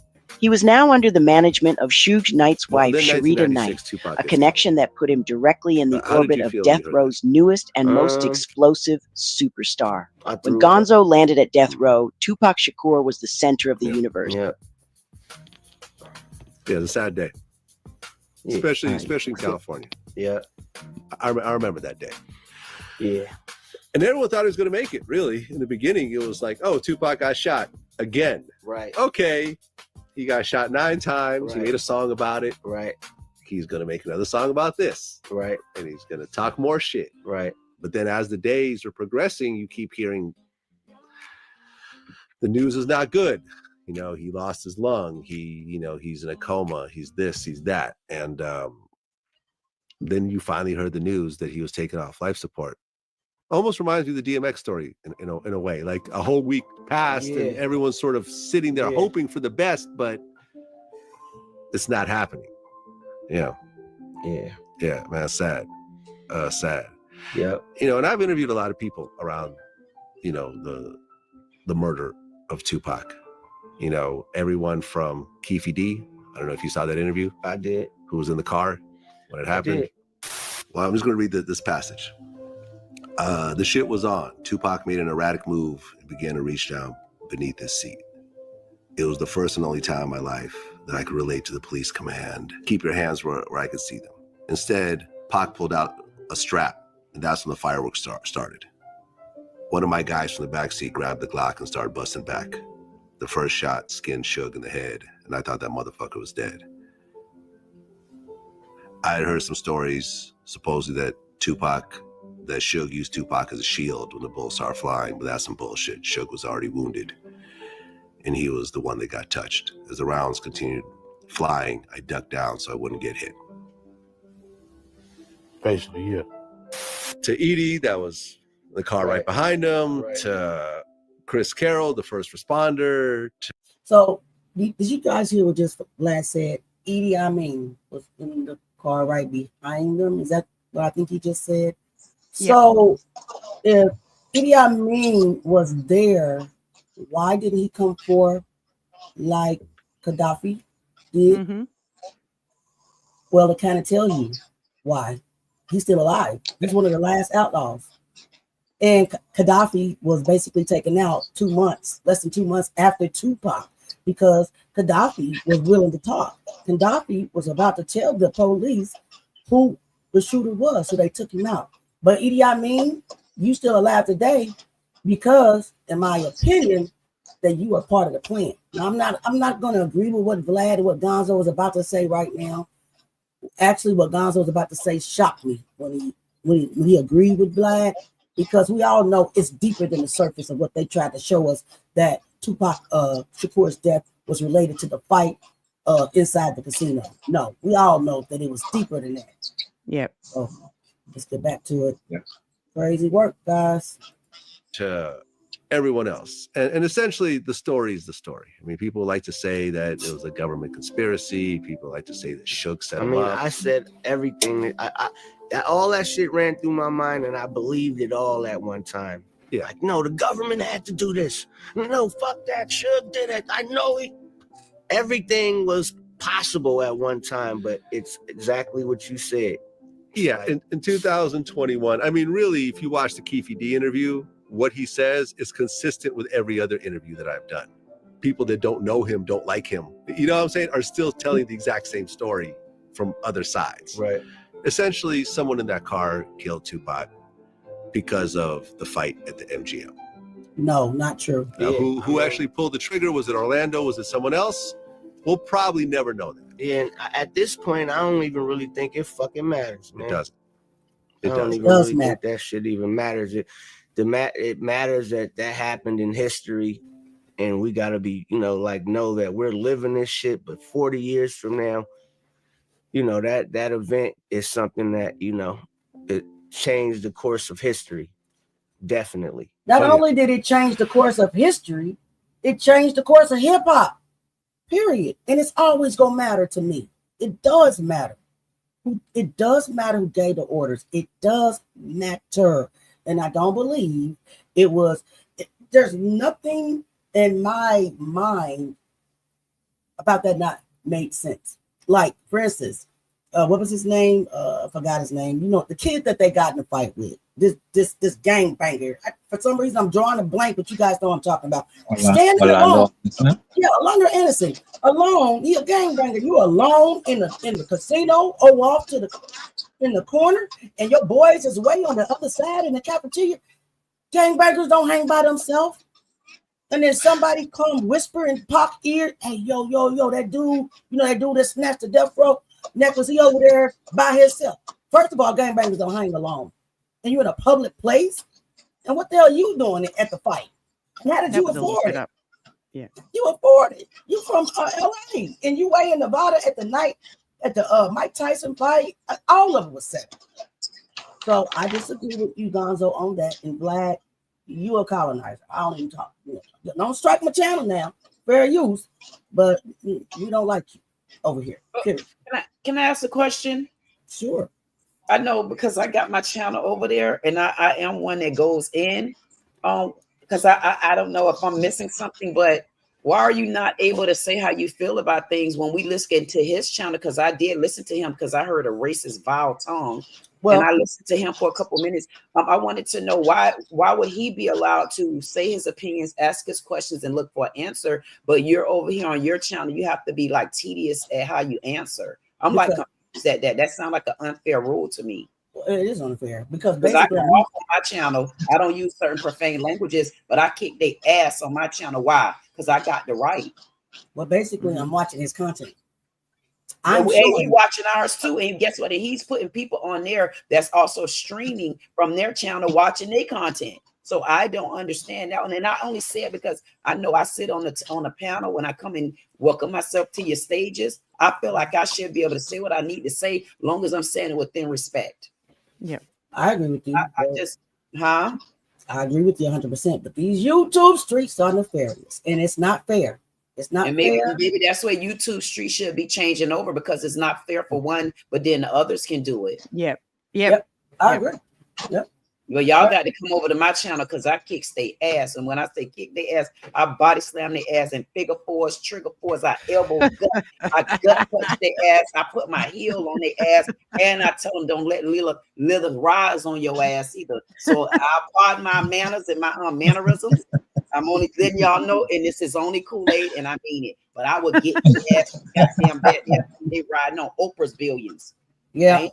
They'll think they're on a long ride, and I feel like I'll be able to. I'm standing up against them because I'm telling you right now, I speak a dual language. When I'm ready to speak English with you, I will speak English. But when I need to use my Ebonics, I got the right to because this was naturally spoken from me. I wasn't taught Ebonics. This was through my lineage. This was through my damn roots, and that's why I'm running from governor in the state of Florida, just like I am at 6'2", Afro, and I wear heels, and I'm coming as I am. All right now. You know what I'm saying? We should be able to say what we got to say. We're not being rude. We're 50. Yeah. I wouldn't be fearful of my free channel. This channel could shut you down like that. Not if you're getting the word out to people. I think it's wrong. Maybe they're gonna shut me down, but they're gonna have to keep shutting because I'm not going for it. Go ahead. I apologize again. It's all right, Chad. It's all right. It's okay. But again, you do have to be mindful of the person when you're using their content. You just really do. It's just, I agree that it's unfair. And if I wasn't using Vlad's video, I probably would be giving them hell right now. But because I am, I'm back out for right now. But if I wasn't, I'll be doing the same thing you're doing. Well, I would welcome you to this if I might add auntie, because I might be an auntie too, but I don't call me auntie right now, please, people, because I'm 50 years old. Yeah, right. Don't if you want to call me something out the way, call me Lilith. But listen, hey, y'all know who that is. Listen, I would tell you this: when you want to get out of order just a little bit, I mean, and you are divinely led, and you can do that. You're more than welcome. Any of you more than welcome to come on my channel because I don't want to play with them like that. I get mad for real because they don't know the hell we've been through and going through, and we trying to finally get out of it. So we want to get this out before we have to stand in front of their ass. So you come over to my channel so we can get it off our chest the right way. We'll protect your channel going forward. I promise. Oh yeah. I mean, it is what it is. The rules are the rules, and basically, I'm my channel. I work too hard for. I got you. Yeah. To be taken, so I am going to be mindful of the rules, even though I don't agree with the rules, and I'm going to be mindful of if I'm using somebody's content because they can strike me just like that. Now I don't want to strike, because if I get a strike, my channel goes away, and then I won't be able to get the truth out there. So you got to be mindful sometimes. Very mindful. That's just my thought process. But I guys, agree with you. But we really appreciate you, Queen, for being here. Like I said, don't worry. You don't got to hold your tongue about nothing. If you want to cuss. I mean, I cuss too when I need to. So, yes, certain words I don't use. I use the 3 I do use. Man, I put them to work. I say, Lord, you gave me 3 of them, and I put their ass to work. If you could find it in the Bible, I put it to work. It depends on if I'm in Revelations, if I'm in Psalms. It just depends on where I'm at in the Bible. It's how I use those words. But go ahead, girl. I apologize again for taking over, Lord. It's okay. Next time we'll mute your mic up under your name too. It'll be 2 of us on the panel. Mute our mics. It's all good. It's these 50-year-olds. You got to watch them. We just nefarious sometimes, aren't we? They got a lot to say. A lot to say. It's all right. Say what you got to say. When you get this age, you don't really hold it. Come on with this age. Come on. Don't pull that card on me. Nick, you're still in your 50s, so you're good. Okay?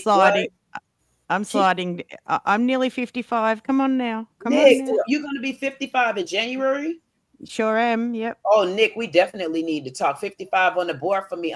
My angel number across the board is 55.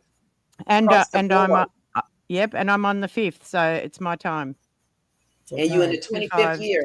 Yeah. I'll be 5. It'll be 3. Yep, it'll be 5. Y'all know I don't know nothing about what y'all talking about. I don't. You better get in on it because Nick know what Nick could tell where I'm headed at with this. Yes, Nick, that's another confirmation. So I was boxed right in. 555. I mean, JD, I was boxed right in. We can't say nothing. You can talk. I'm muting all the women mic. I'm muting all y'all mic right now. We in between them too. All right, guys. All right, let's get back. Temper already know that about me, though. Temper know I go on for hours. It's all good. It's all good. But look, guys, we are almost at the end of this video, so let's get back into it. Alrighty. Wrap the video up, and then we can chit chat, whatever. All right, let's go. Let's do it. Still considered. I mean, I would say most hip hop fans will say he's the greatest rapper of all time.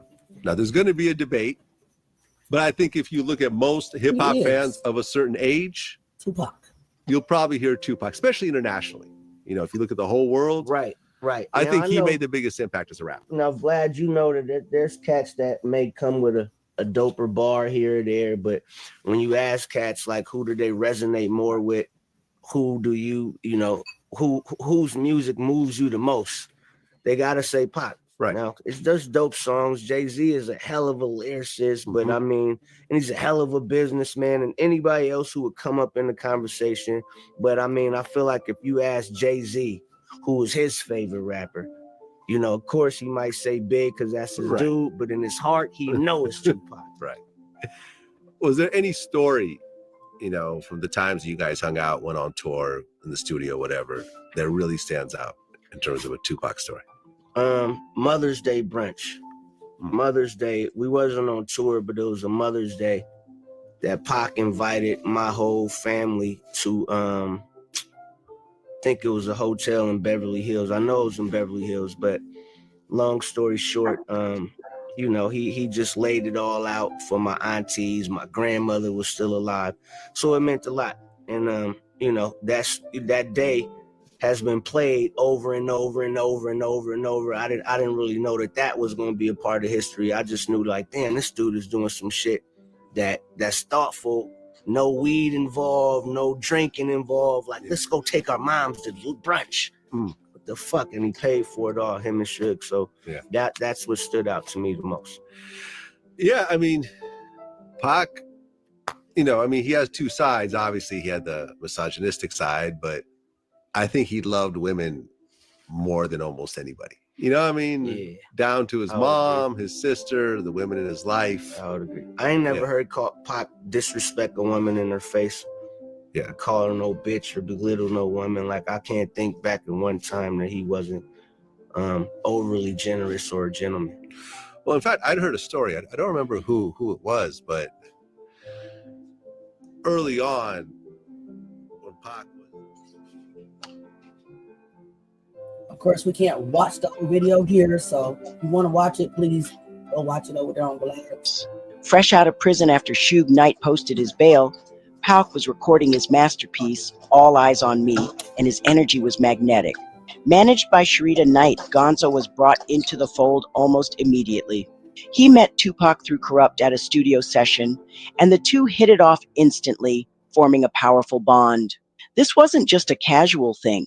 Gonzoe became part of Pac's inner circle.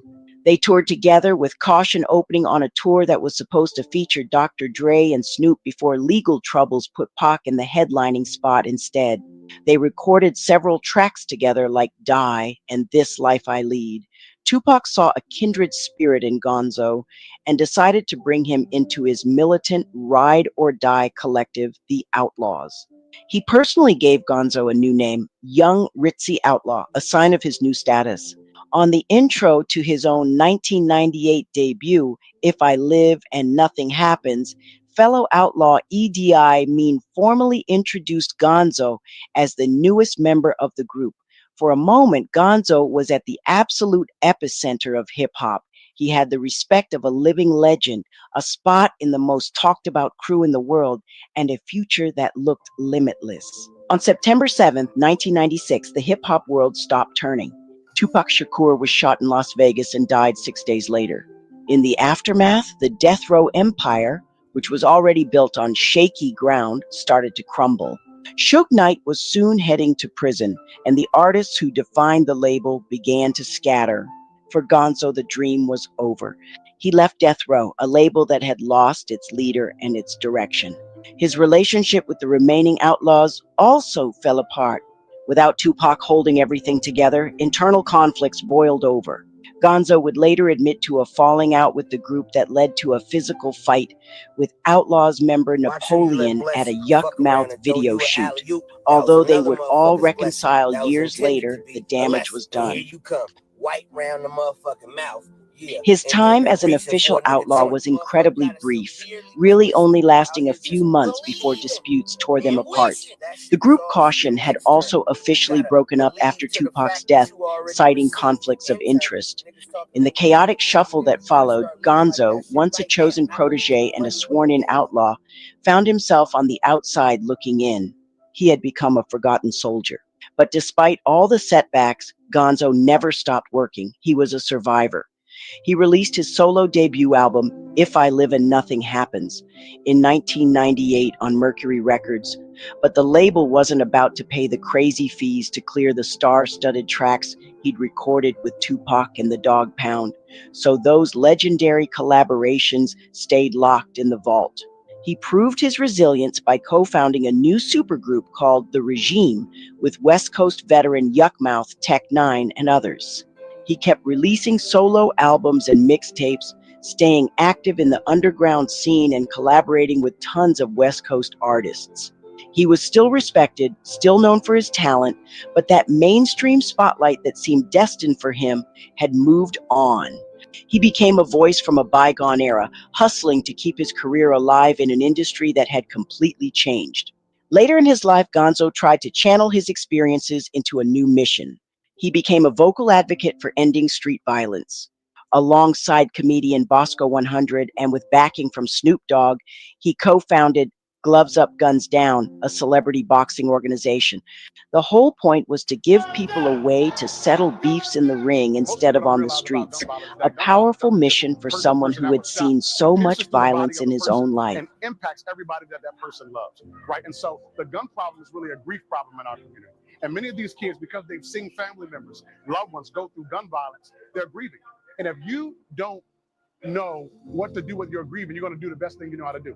And a lot of them, they're tempted to go toward guns, right? And so here, what we teach them is emotional regulation techniques. We also teach them how to be mentally tough. Like boxers have to be mentally tough. They got to block out all of the negative. A program like this is systemically important because it gives our kids an alternative to settling beef with bullets by teaching them the tried and true art of boxing. One, so it helps because it gives them an alternative.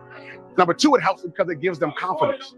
This program is really personal to me. Like, I got family members that died to gun violence. So I want to help the kids, show them that we could provide positive outlook to manage the anger. It's keeping me busy and out of stuff because usually people my age, they're usually like into stuff that they're not supposed to be into. So it's definitely something that distracts me from not being into stuff like that. This is more than just us teaching them. Like you can't imagine how much we come out of pocket with keeping kids hydrated and things like that. That, like I said, it's beyond money for us. This is beyond money. This is really a passion to save our youth.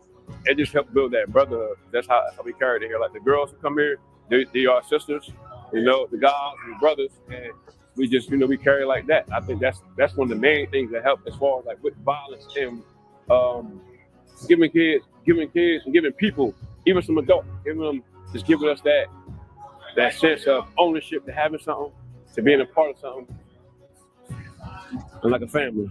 I mean, it feels awesome. I feel great because, like, I'm not too old, but some of the kids look at me like, Coach Vic, Mr. Vic. I'm like, oh man, like that feels like awesome to me. Like I'm a coach now. Like not too long ago, I was calling other people coaches. You know what I mean? So it's like it means the world to me for real. You know what I find interesting, guys? Hold up. I find it very, very interesting that as soon as a rapper wants to change something with the community, they end up unalived. Why? You see how he wanted to do to something positive, gloves up, guns down, and all of a sudden he taken out a couple of months later. What? I'll tell you why. Because this life that we live here on earth is hell. We are in hell now. Yep. That's it. She summed it up just like that. And that's what we got to understand, that we are in hell. But here's the difference: when you come out of hell, with help from the other side, is what people got to understand, because everybody always say hell has no mercy. But hell don't have mercy. But I know one thing: hell is controlled by somebody. And if hell is controlled by somebody, heaven is controlled by somebody too. So just because hell have no mercy, that don't mean your father don't. Your father will forgive you and bring you out of hell. You just got to understand what coming out of hell mean. Coming out of hell, to me, when I think about it, what we're talking about now, it would mean like back then. We had a lot of our rappers that were unalive. They were deceased. They're taken off our earth for whatever reason. We would never know. But when we come out of hell, we're on the other side now, to where we can see what's on the other side. So when something happens to one of our rappers today, we got a different type of technology to fight against. We don't have to just be on the ground. See, back then we were on the ground fighting and rioting. Now, in order for us to stop it going forward, we got to now start rallying to places up here, because more people are focused in the air than they are on the ground. So we just have to find a way to start connecting our channels and getting the word out. That's how we can stop it from our new modern day. Back then we couldn't do it, but a solution is if we start talking about it, and not just one channel. If we're all together, we all need to wrap around the channel and add our comments just to blow it up in the air and support. Support. That's how we stop it in these days. We have to figure out what 2025 is telling us to stop. But what's stopping it? What do we do as a solution? That's what the solution is right now. I apologize again. Damn, I'm so tired of apologizing. Auntie Leah, Queen reminds me a lot of you. All right. Listen, I'm back here enjoying somebody else talking. Let me come put on her to mute my mic. Listen. You know what? I'm gonna be honest with you, Auntie. I was on another panel. I was on another stage, and I seen this realm right here. And every time I tried, and Nick know what I'm talking about. Every time I tried to wrap my nosy ass around whether or not this is the home I was supposed to be in, for some reason it seemed like Bo Rickles was thrown in there. People was kicking their goddamn elbows. I'm like, you don't know me? You ain't hear me talking? Y'all don't see me on this damn stage. For some reason, I couldn't get comfortable on the stage. But I tell you what, I can officially tell you tonight, I passed the test again through the Golden Gate because one, temper made it in my life, and you won't believe me and Temper met on another channel. And we're going to bring that channel aboard because we talk about stuff like that. And then for me to meet you, Auntie Leah, and then definitely for me to meet Nick, and then here go Jay. I say, yep. Jay is the one I'm gonna be sitting down talking to because me and him gonna be picking out them damn afros on the same day. I'm gonna say, Jay, I pick my afro out. Who on their ass? And then you, Auntie, you are the one that I should have been sitting with because the other lady that I was sitting with, there she go throwing Bo Rickles at me again. I said, but you, I say I done found me a home, and I know I'm gonna be welcome.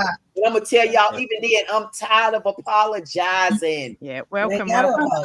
It's welcome. You don't have to apologize. It's all good. It's all good, guys. We are almost. But I want to explain what we're looking at. What we're looking at, like Gonzoe and Bosco 100, they had beef, right? They was going back and forth on the internet and stuff like that. But when Gonzoe came up with gloves up, guns down, they actually got in the ring.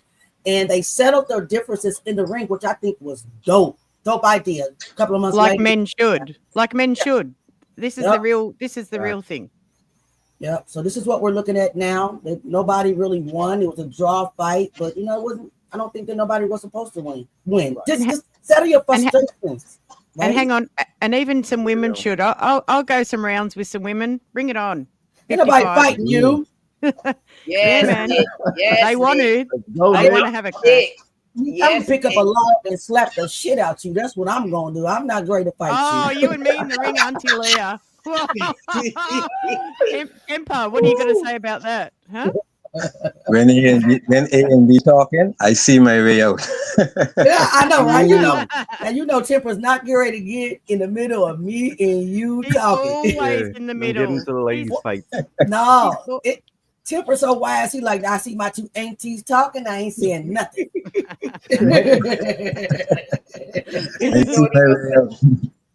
Wise man. I like that. Thank y'all. All right, guys. Welcoming me. Oh, you're welcome. Jag Country, Jag Nation all day long. I don't care what you hear on the outside. That's how we are on the inside, period. We're not talking about no bullshit. We on something important, and we ignoring all the negative. It is what it is. Jag Nation, Jag Country all day, every day. Let's go.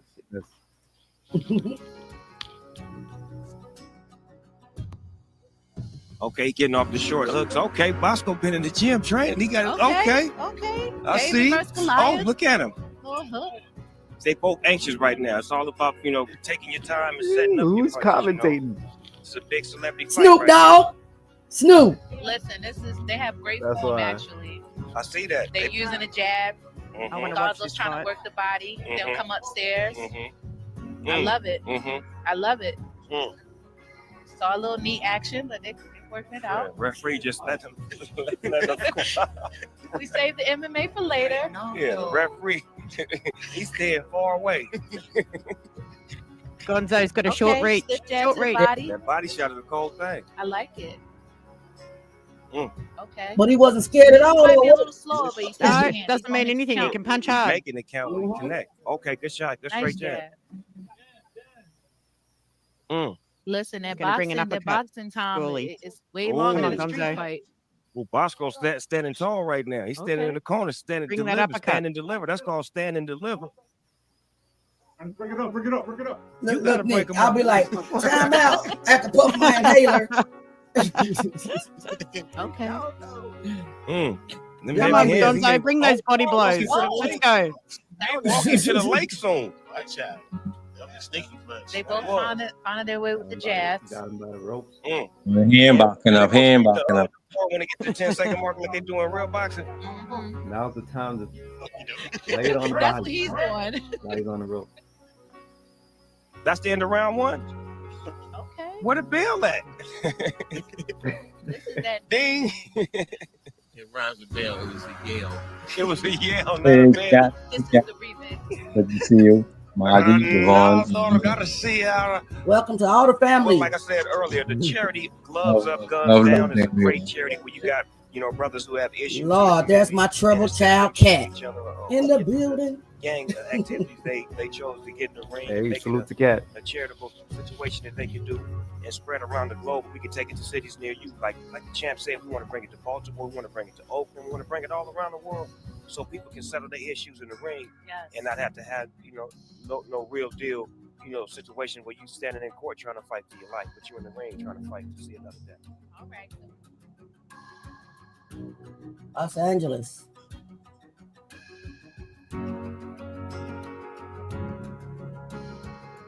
All right, guys. So it looks like that we are about to possibly come up on the songography. One person is no, now not dead yet. after the shooting in White Center that we have been talking about all morning.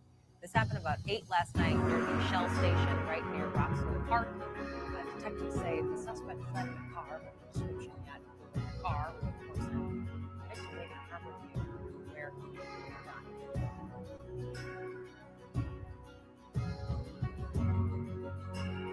Tragically, he couldn't escape the very thing he was fighting. On July 30th, 2021, while in Seattle, Washington, Ronald Gonzoe Moore was shot and killed. He was shot 3 times after an altercation at a bowling alley, managing to stumble to a nearby gas station before he collapsed. He was only 45 years old. His murder is a brutal, senseless end to a life that was defined by incredible highs and devastating lows. The man who survived the implosion of death row and was trying to promote peace was gunned down, his story cut short. Gonzoe's story is a perfect snapshot of the promise and the peril of the 90s West Coast scene. He had the talent, the drive, and the cosigns from 2 of the most important figures of the era, Ice Cube and Tupac Shakur. He stood on the biggest stages and was part of one of the most legendary crews in rap history. But his journey is also a cautionary tale about how fast fortunes can turn, how loyalty can break, and how easily a legacy can be buried by bigger names and tragic headlines. He wasn't just a footnote in Tupac's story or some forgotten artist from Cube's label. He was a gifted MC, a survivor of a brutal industry, and a man who, in the end, tried to use his platform for something good. His life reflects the raw, unfiltered, and often tragic reality of the world that created the music we now call classic. He was one of death row's forgotten soldiers, but his story and his voice deserve to be remembered. If you want to hear more untold stories from hip-hop history, make sure to like this video and subscribe to the channel. Thank you for walking with me through the life and legacy of Gonzoe. His story reminds us that behind every lyric, behind every beat is a human life. A son, a brother, a friend, and too often, a life cut short. As we celebrate his music and remember his message, let us also reflect on the cost. The cost of violence, the cost of silence, the cost of a culture losing so many voices before their time. To my audience, I thank you for listening, for remembering, and for honoring Gonzoe with me today. Because in the end, we cannot deny the truth. Hip-hop is a graveyard, but it is also a memorial. And through documentaries like this, through stories like Gonzoe, the fallen and I'm will not never talking about be how long I forgotten. live physically. A whole lot of us make a lot of money selling death and our reality, whatever you want to call it. And you want to be celebrated for years to come. But remember how fast motherfuckers forget the dead. You want to be remembered? Bring value to people's lives. I've made a few hit records, yeah, but the DMs I get for the value that I bring to people's lives will supersede everything. Bring value. Wake your game up. When you think of Gonzoe, bro, I don't want you to think of another dead rapper. So this is Bob. Bob is he was Gonzoe's manager for many years. I did invite Bob to the show via email. I did not hear from him back from him yet. Maybe he will respond. Maybe he won't. I will continue to try to get live interviews, and I believe that one day God will open up that door. My faith, my channel is actually being grown by faith. So it will happen. So let's just take a look at what he says about who Gonzoe really was. Okay.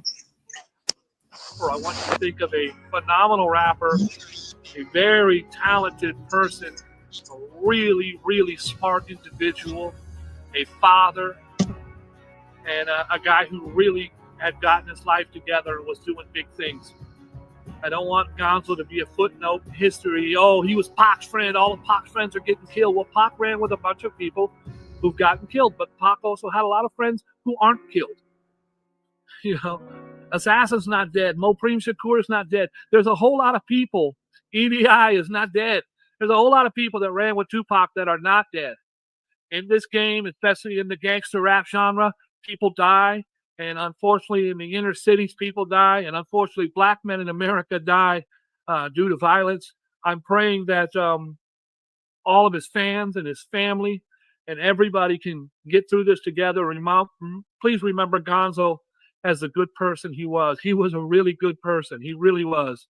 And I'm always going to remember that. Gonzoe was one of the funniest people you've ever met. And the brother could rap his ass off. You don't want it with Gons. You don't want it with Gons. He's got about 15 solo projects, lots of mixtapes. I was fortunate enough to produce many of his tracks. Huge shout out to Gonzoe and all the fans around the world. Please keep his family and his children in your prayers. Okay? God bless you all. God bless you, Gonzoe. What's cracking, man? It's your boy Gonzoe representing the West Coast constantly, man. I'm back in the NY. Got a couple shows on the East Coast over here. Fuck with my man DJ Pimp, man. I want to give a shout out to my nigga, man. AP9, man. Hold your head up. We holding you down out here, man. What y'all niggas know about these clear roll-ups, man? You know what I mean? What the hell is that? Clear rolling out, papers? man. Raisin gang. We always come with something new. Yada. All right, we out. Let's walk with it like DJ the West Side walk with it. I ain't fucking with that shit. Keeping it gangster, bitch. Holla. Nah. Hey, I'm the most hustest nigga you know. But if I say walk with it like DJ you bitch ass niggas better follow my lead. DJ Pimp ain't following shit. DJ Pimp going to max DJ some hoes. Pimp talking shit. Look, we on 8th Avenue. I got to go get all my hoes money right now. So we going to keep this shit short. Shout out to AP9. Keep your head up, baby. Shout out to the Hus. And I might go knock one of you niggas bitches tonight too, man. New York nigga might be getting some meat taken off his plate Look, tonight. man, you watch The Wire? I just left DC. Motherfucker, then you know that Barlow be fucking around. Marlo, whatever the fuck his name, fucking around in New York. I fuck with the Barksdales, man. Marlo's a bitch. The Barksdales was the real deal. What'd you say? I don't. Quarter, nah. Baby want a quarter, got a Louis purse on. That don't make sense, do it. All right, player. You know where you're going? Man, I just picked up my man DJ Pimp, me in Times Square. That's right. From the version, my man Skills, he out here on the grind and shit. Selling the dope. You feel me? How many of them you moved, Skills? We moved about 30,000 within about a year and a half period of time. Have they ever been in the store? Have they ever even been in the store? Never been in the store. Only the stores near you in the hoods. You know what I mean? So, what we are about to get into now is the second songography that I made for Gonzoe.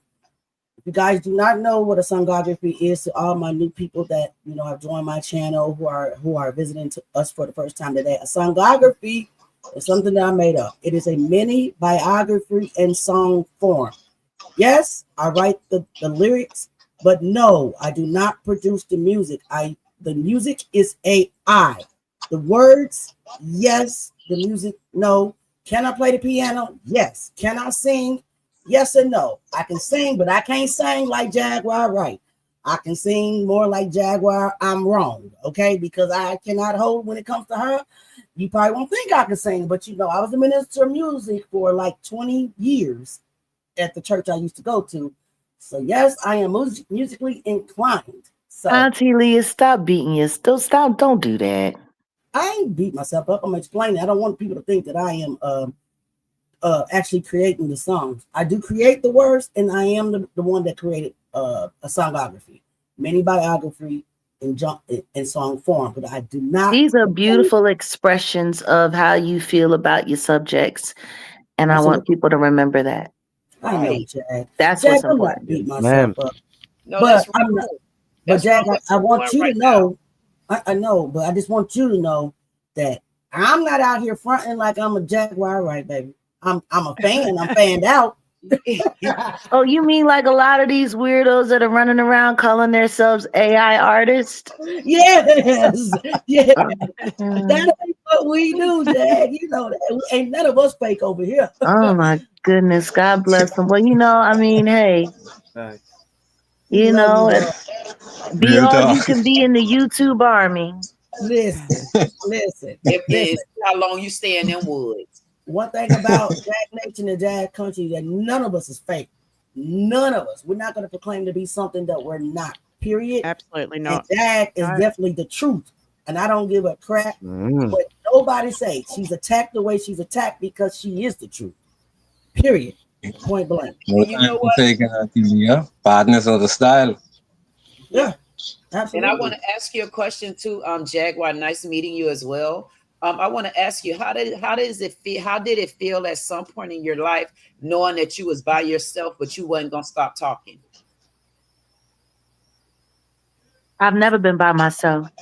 Meaning as far as like people that are coming. God has always been with me. I never did it for people to be anywhere. I've never done that. This isn't about what people think. This is about what God asked me to do. Exactly.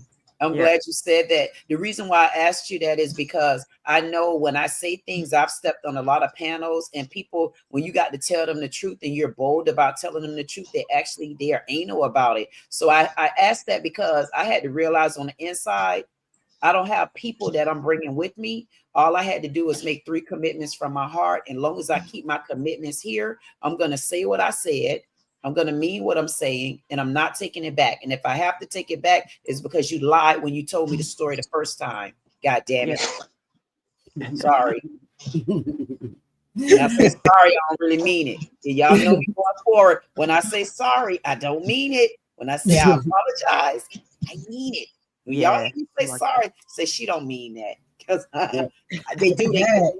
Jag is not. I was meaning by that. Because I know at some point, Jaguar, at some point, did you feel like everybody just was coming at you, but you still was coming back at them until they just realized you wasn't going to give it up? She's never going to give it up. Never. And she's I like that. That's what the fight I want. Never, ever. Her strength comes from God. When your strength comes from the Lord, then you ain't scared of nothing. I feel like I'm at home now for real. I'm not being funny. I feel like I wanted to do like this just now. Where have you been? Where have you been? What took you so long? Looking for y'all asses. Welcome home. Y'all know how long I've been hunting in the woods looking for y'all. I can't quit talking.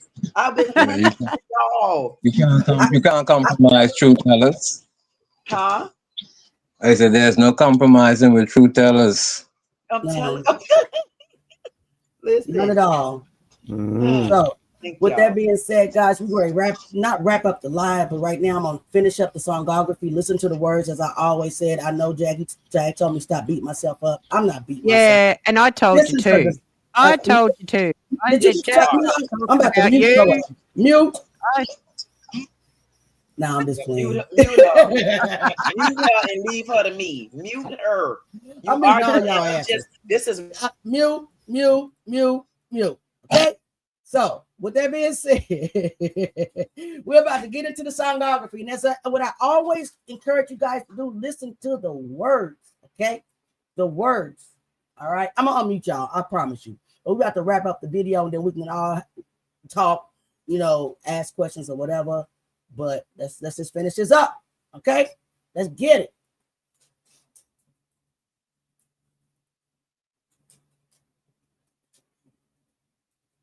West Coast Soldier. Whoa, whoa, whoa. Legends never die. West Coast Soldier, born in the flames. South Central streets where you earn your name. From Dorsey High to the city blocks. Dreams in his notebook, rhymes in his thoughts. Legends never die, they just ride in the beat. Gonzoe forever, his story repeats. Legends never die. Yeah. Young Ronald Moore, raised in the West. Hard nights, hard lessons, put his will to the test. Mama's prayers heavy, but the streets still call. He learned quick, stand strong, never crawl.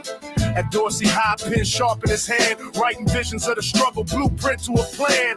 Selling Kato, brothers with a dream, Caution form strong, a hungry young team. 5 deep at first, but 3 stood tall, spitting real life stories, not fiction at all. Talent shows lit, the hood gave love, word reached Ice Cube. Blessings from above, signed the lynch mob. The moment had arrived, South Central low scandalous, kept the West alive. Street symphonies, raw pain and pride. Young kings with a vision, no mask to hide. From the block to the stage, to the world so wide. Dreams of escape, but the pain won't hide. Legends fall, but their echoes remain. Through the beats, through the mic, through the joy and pain. On the back to the stage, that the walls go wide. Dreams of escape, but the pain won't hide. Legends fall, but their echoes remain. Through the beats, through the mic, through the joy and pain. After Caution split, he walked his own road, carrying the weight of the stories he told. Albums drop, mixtapes in the wind. Every rhyme sharp like the blade of his pen. Cross paths with the outlaws, bonded with pop. Brotherhood eternal, no force could stop. Shared visions of struggle, freedom and fight. Rebels of the West spitting truth every night. But fame don't erase the pain in your chest. The trials, the battles, the tests of the West. Life moved fast, friends failed, time froze. Yet Gonzoe kept pushing, kept standing close. Even when the world tried to dim his flame, he rose from the ashes, he carved his name. Every verse a prayer, every song a creed. For the kids in the struggle, planting hip-hop seeds. West Coast soldier, never fade away. Your truth in the music, here to stay. Hip-hop's graveyard, but the legends breathe. Gonzoe's name, and forever we believe. West Coast soldier, never fade away. Your truth in the music, here to stay. Hip-hop's graveyard, but the legends breathe. Gonzoe's name, and forever we believe. Can you feel it? Yeah. We ride for Gonzoe. Can you hear it? West Coast forever, let the whole world know. From South Central blocks to worldwide respect, Gonzoe's journey left a lasting effect. Not just a rapper, but a soldier of truth. A guide for the lost, a voice for the youth. Though the body may fade, the spirit won't break. His rhymes are the rivers, his flow the lake. Pour one for a brother, let the world see. Hip-hop is a graveyard, but it bursts legacy. Legends never die, they just live in the sound. Through the speakers, through the streets, forever they're around. West Coast soldier, ride on in peace. Gonzoe the great, may your eyes never see.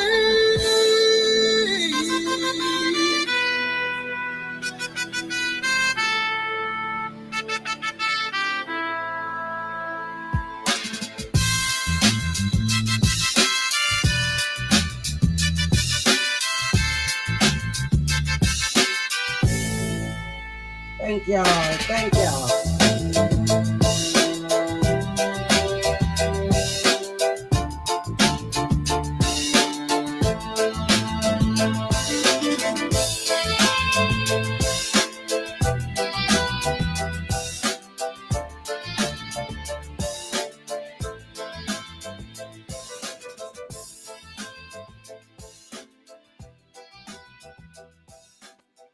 All right, out. All right, all right. Oh, we're out of purgatory. That was well done, Auntie. Well done. Thank you. Love And it, Demise, Auntie. Love it. shout out to my indie outro to my video. Shout out to Demise in the house. By the way, it's commercial time because I just want to show you guys why my channel looks the way it does. Well, I'm getting ready to show you why it looks the way it does. It's all because of Demise in the house. He made me a commercial like I asked him to. So, and he has a huge one. Yes. Specials for the end of the week. Play the other one, Auntie Leah. Play I the full sure one. will. Okay, hold on a second. My boss has spoken. My boss, you know. My boss, because she's older than me and thinks she runs my whole life. Nikki. And we're the same height, so we're on the level. Absolutely. Hey, y'all see that? Portfolio. Make it big. Audio by Nick.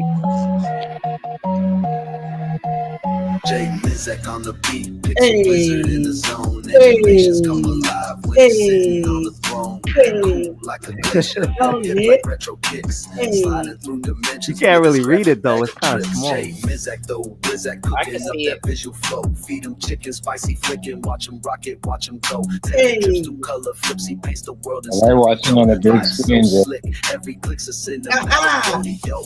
Frame by frame, he's redefining the game with the stylus in hand. He's burning through fame, never static, always magic. He's the real MVP. His mind's a canvas, branding, identity, from north logo to south, design, his style all is of that. international. Palette so radical, vibes so irrational. He don't just All in one, all in one. captivates, got your screen begging, please don't hibernate. So when you see the glitch glow, just know it's him, bro. Jay Mizek on the rise, making head spin in slow mo. I know how to be turned up. Cream on the volcano, chicken fuel genius, yeah. Now Go, you know, queen. go. Go. Hey. Please like, share, and subscribe before you go. Go. Love it. Visual designs, animation. That's what I do on my channel. Yeah. Yes. That's what's Get up. it. Hey, get it. So, if you guys like the way my channel look, Jay Mizak will be the reason why it looks the way it looks. You got Nick on the beat on this commercial. Yeah. Beat is dope. Please subscribe to all affiliated channels. Thank you. You don't sell animation. You sell results. Please like, share, and subscribe before you go. Go.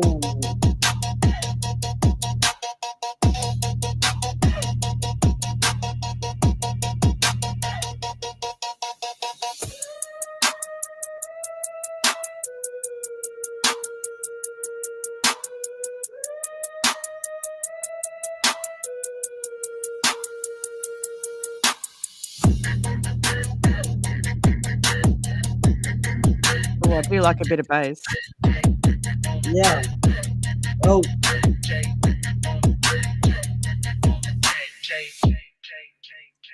Perfect. Again. Yep. Like Your that, animations. like that. Love it, G. Love that. Proper Again. thing. Yeah. And I'm so glad. I'm so glad I got three faces on the screen. Oh my God. You know how good that is? 333, man. You better start looking up your zodiac sign. That's my number. Yeah. I've been seeing 333 all my life. That's my number. gotta- I don't really know. you I know better it's an look it angel up. number. You better look it up, associated with your sign. Look it up, and it'll tell you what I'll you do it. I'll help her out. Don't you worry. Yes. Oh my God, here come Technique. I'm still bouncing the song.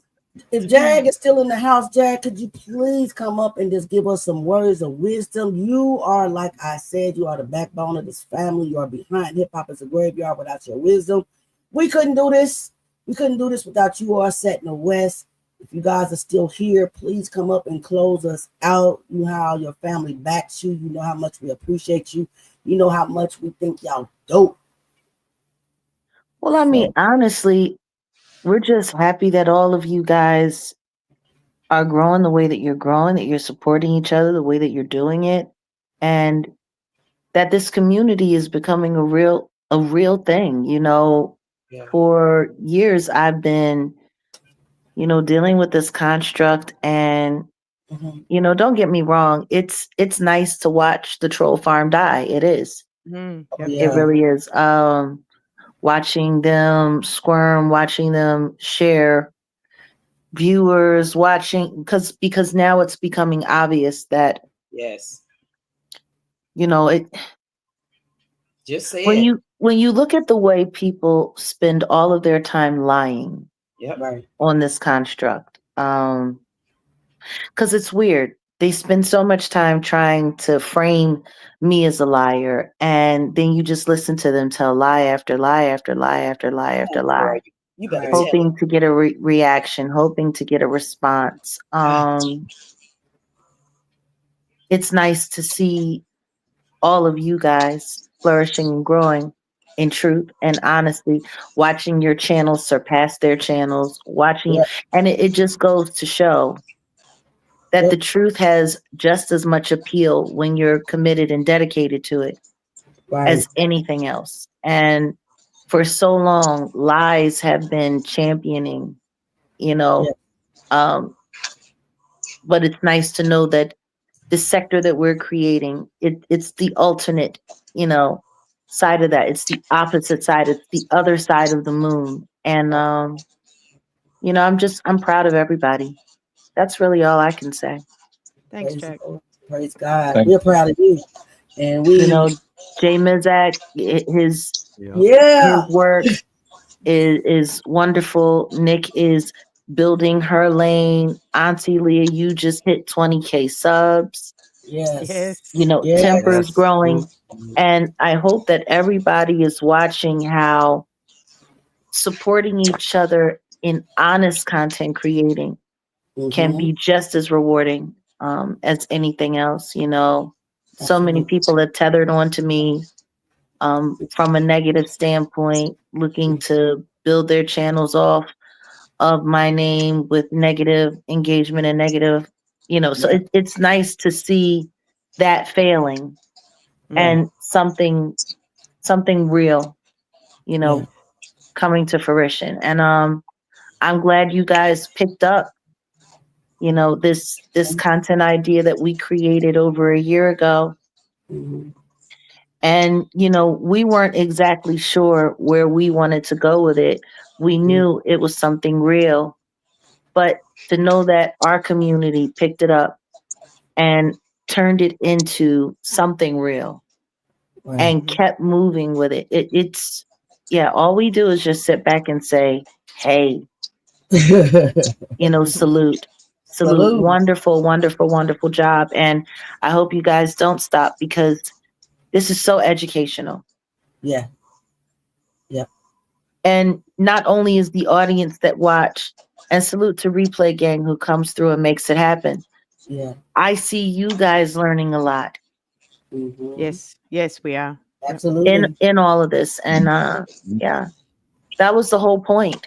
That was the whole point of us doing this. We wanted people to learn about the joy and the tragedy of hip hop. We wanted people to see that, you know, for all we don't even know how much we lose, you know, every day.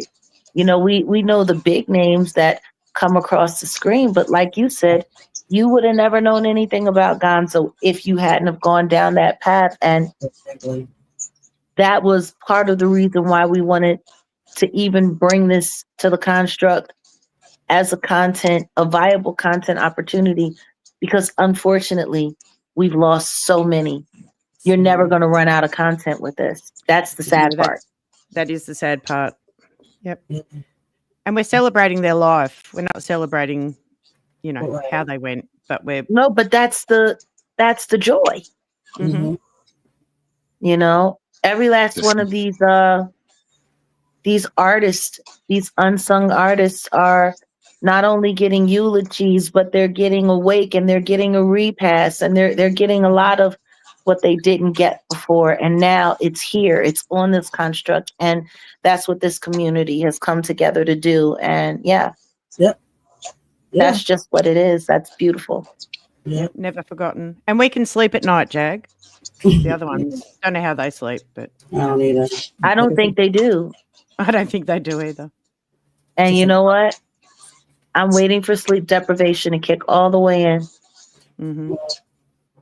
But I think too, Jack, I think we got to understand this too. When do the devil get tired of raising hell though? Never. So we gonna always they're gonna always raise hell. And guess what? And we just have to make sure we build those communities and make sure that we know that we wanna keep going forward. I don't worry about something that's not even on my radar, sweetheart. Right. Yep. Yep. Like that's the whole point. Yep. It's not even on the radar. Yep. It's not even on the radar. It doesn't even exist. Yep. Yep. Keep going. And that's what You we know. do in that country. That's what we do. We keep going. She's like the epitome of strength. And we learn from that, though. This whole family learns, and we look at what she's been through, and we look at her, the sacrifices she made to basically tell the truth. Sit your ass down, dog. What's wrong with you? And we admire her. And we stand behind her 10 toes. I don't play none of that. I don't play with trolls at all. We're not going to dance. You're not going to come to my channel. You're going to get blocked immediately. I'm not going to play with you, period. And they know that. That's why they don't come here. Yeah. It's all about the truth here. Yep. And I just can't understand how they can sleep at night, how they can look at themselves in the mirror for how they treat another human being. I don't understand it. What is wrong with them? There's something it doesn't matter that it's you, Jag. I mean, it does matter, but to do that to anyone, for thousands of people. It's a mental illness. It's a mental illness. It's all about money. They don't care what they do for $1. They have no. I'm talking about what integrity is. I'm talking about the people that follow them. That I'm talking what is wrong with Oh, them? they mindless. Maybe them too. My bad. Who was talking? Yeah, it's all, well, I'm talking about all of them, but the people that are just blindly following and joining in on it, it's sickening. It's so strange. Very strange. I don't know how they don't see what they're doing. Yeah, they're lost. Yeah, they don't care. Yeah. They But go ahead, Chimp. No, I'm gonna say, but it's only when you live something, that you could actually give something back to the people. If you haven't lived anything, if you only doing what everybody else doing, which is supplying to the chaos, nothing's gonna change. But if you actually live something and you want to give back to the community, same thing we learning within this hip hop is the graveyard content. Every one of these young men, after a certain point in time, they wanted to give back, Black empowerment, empower the community. But what happened? They got silenced. You understand? So it's a serious learning process right now. And like I say, if you haven't lived anything, you ain't got nothing to give. Point blank. Period. And this is what they're trying to do to Jag. You see? Yeah. Fail attempt to silence her, she'll never be silenced because her strength does not come from this earth. Her strength comes from God. Period. And when your strength comes from God, there's nothing nobody can do to stop you because your strength comes from the Creator. Period. They don't get that. They don't get that. They don't get that at all. That's the key right there. Just what you said, Auntie Leah. When you know how to go so deep down in your soul until you had to become selfish on the other side, you had to be lonely, went down the whole rabbit hole where there's nothing to see. I mean, you ain't in nothing but a tunnel. When you go so deep down until you so lonely, you can't do nothing but honestly, you got to lay on your back and whatever brings you up. You know it got to be somebody other than somebody that's on this damn earth. Absolutely. That's you done met your father, your grandfather, your great grandfather. I've met my great grandfather. I have I don't care. It's not about religion. It's about spirituality. When you got spirituality, that comes from the deep depth in the bottom of your heart. And when you know how to make soul commitments and contracts from the inside, that's when man cannot touch you. Because you're going to grow and grow and grow. And you're going to meet the people that you're supposed to be aligned with. You got to be aligned to know that you're on the right side. Then they cannot touch you. Amen. One thing I'm going to wrap it up because, it's getting late, 10, 11 p.m. One thing I would say that you can tell that Jaguar Wright's strength and her wisdom comes from above because from God, period. Because anybody that was doing this in the flesh would have gave up a long time ago. She's had so many people come against her that any person that was in the natural would have given up on this mission a long time ago. This is how I know it comes from God, because no matter what they throw at her, no matter what they do to her, no matter what they say, she ain't let up. And she not gonna ever let up. That's because her strength comes from God. And you can't mess with, you can't silence anybody who God told to do something, because when he tell to do something, he's gonna equip them to do it. Period. With that being said, I want to thank. Go ahead, Nick. I was going to say, and if you think about it, even the ones that are no longer here in flesh and blood are still not silenced because their message is still getting through. It's still this is what we're doing. Yep. We're still pushing their message out. You know, we're Right. still. It's never going to go away. It's never going to go away, and unfortunately, death. Yep, and death is not the end. There you go. Yep. Yep, and unfortunately, just like what Jack Marathon said, right? continues. Yeah, just like she said, that the contact will never run out because it is. It's nuts, but it's factual. It's truth, guys. Yeah, really ain't no different. So, with that being said, anybody else have any last words before we end this live? Next week, we're on Nipsey Hussle. And let me tell you something. Set's gone, but hopefully he's listening in the background. Jack has dropped off. I hope they're listening in the background. I cannot do Nipsey Hussle alone. This is a big one, you know, and it probably won't be just one segment when it comes to Nipsey, because in my eyes, Nipsey was another Tupac on the rise, and they silenced him. They silenced him because he was changing things. Why are you up here?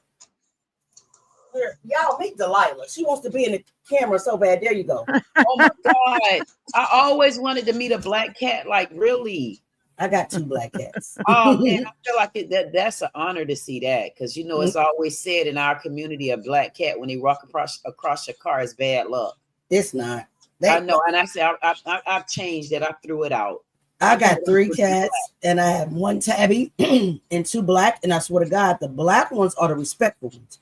It's that damn tabby cat who's disrespectful. Chloe. But they say when you see a black cat, that's like an omen. That means you're either where you're supposed to be, or something good is about to happen. That's why I wear my black now. Delilah. Delilah. And the other one is Binks. Now he won't jump up here. Binks is so respectful. He won't. Delilah, little disrespectful ass though. She always jumping up here. I gotta argue with her all day long. Like, get down, Delilah. Goodbye. But anyway. But guys, as always, I love each and every one of you. I appreciate each and every one of you guys. Please share the live. Please like the live. Tell your mama, your daddy, your aunties, cousin, sister, brother that we live with this thing every week. We are doing Nipsey Hussle the next time, and I'm praying that that I really need Set and Jack to head. I'll make the video. You know, I think I'm getting a little good at making videos. Yes, you are. You know, I know my entries be a little long, but I'll get that in mind. But the Holy Spirit's teaching me little about making videos like movies and putting all these little stock videos together. I think I'm getting better at that thing. So I am praying that Jack and Set, will come in with and head on Nipsey, because this is more this Nip's story needs this, right? Because Jack, y'all know she knows what I can't find. She knows what I can't find. Period. Yeah. A lot of things has been scrubbed, and a lot of things I can't find. But this woman knows the industry. She knows the secrets. She knows how to spit that wisdom. She knows how to present, and she's the best storyteller I ever met in my life. So shout out again to the Queen Jaguar Wright, to Set in the West, the King, to the whole family. Everybody subscribe to everybody. Subscribe to Queen. Yes. Me, Jay Mizak, Temper, Nick, Set in the West, both of his channels, and both of Jack's channel, the Jaguar Wright Effect and the Jaguar Wright Show. We love y'all. We'll be doing this again. It takes a long time for me to make videos, and plus I work a full-time job. Sure does. So and all of the phone calls to me, don't forget that time. And then Nick always interrupting me. Now this I love my Nick. I love you, Auntie Leah. I love all of you. You guys know that. When you guys, I definitely know when you're not here. That's why I'm reaching out to you. Like, where you at, Ms. At? Where you at, Temper? Where you at, Nick? That's you always know where I am, tracking me. Yeah. And in the back chat, I'm gonna put my number back there too, because Alrighty. Whenever Get you on have it. something, I'm definitely, I feel comfortable coming if you need another voice on the stage. I'm sorry. You're more than welcome. Like anybody in this family it's welcome to come up on the stage anytime. That's how we are. Yes. On this platform. You know, everybody can't come on Jack's platform. She has to be super careful, you know, and I respect that. Everybody can't come on sets. He has to be super careful because he's so, you know, close to Jack. You know, they're like one and they're under attack a lot. We might not never be able to come to that panel, which is fine with me. I don't care, right? But when it comes to her affiliated channels, her sub channels, you guys are welcome to come up on the panel. That's what we do in this family, you know. So until next time, Nick will be dropping, J Mizak will be dropping, Temper will be dropping, Queen. I don't know if you do videos, but you know, tune in to Queen as well. We love y'all. Hey, Lady Classic, hit the replay. You missed it a little bit, but hit the replay, gang. Shout out to the replay Classic. Hey, So, Lady Classic. Yeah. Anybody else have any? Don't forget. Now I was just gonna say, don't forget, hit me up. This is the last week for the 50% off deal for your animations. Yes. So get it while you can. Because after this, after my birthday, if y'all didn't know my birthday today. Happy birthday. Happy Going back up to no price. The only reason why. Thank Happy you. birthday. Y'all can thank Auntie Leah. Yes. Oh, Auntie Leah. Thank Auntie Leah, 'cause if it wasn't for her, this is her idea. And this is not my idea. Yeah. She's saying my prices, but you already know how it is. It's all good, baby. It's all good. Yeah. Hit him up. Hit him up. All right. So we love y'all again. We'll be back with it this week coming up. You know, like I said, I really want Jag and Set to really head Nick off. I'll do the video though. I'm about to go out. You know, Set in the West, he did send me a lot of information. So I don't have to go too far to dig into write the script. Shout out to the animated Auntie Leah. That's my clone voice. Shout out to my avatar. Nick made my avatar. So you know, we all a team in here. We So are. shout out to all, Nick. you know, all of us. So I appreciate you guys. I think I love need to you. make you one. Everybody in the chat, I appreciate you. Nick said she's gonna make you one too, Jay. That one. Yeah. We're getting Fuck that. you. Yeah. We're froze. yeah. And y'all, I don't have a fro. I used to have a fro. I'm locked. Y'all know that. Mrs. D's are locked. Well, you can unlock those lock and come into Froland with me. I don't want to ever come back to the fro land again. I am so happy I got locks. I don't know what to do. I wasn't done. When you try to comb it out. No, ma'am.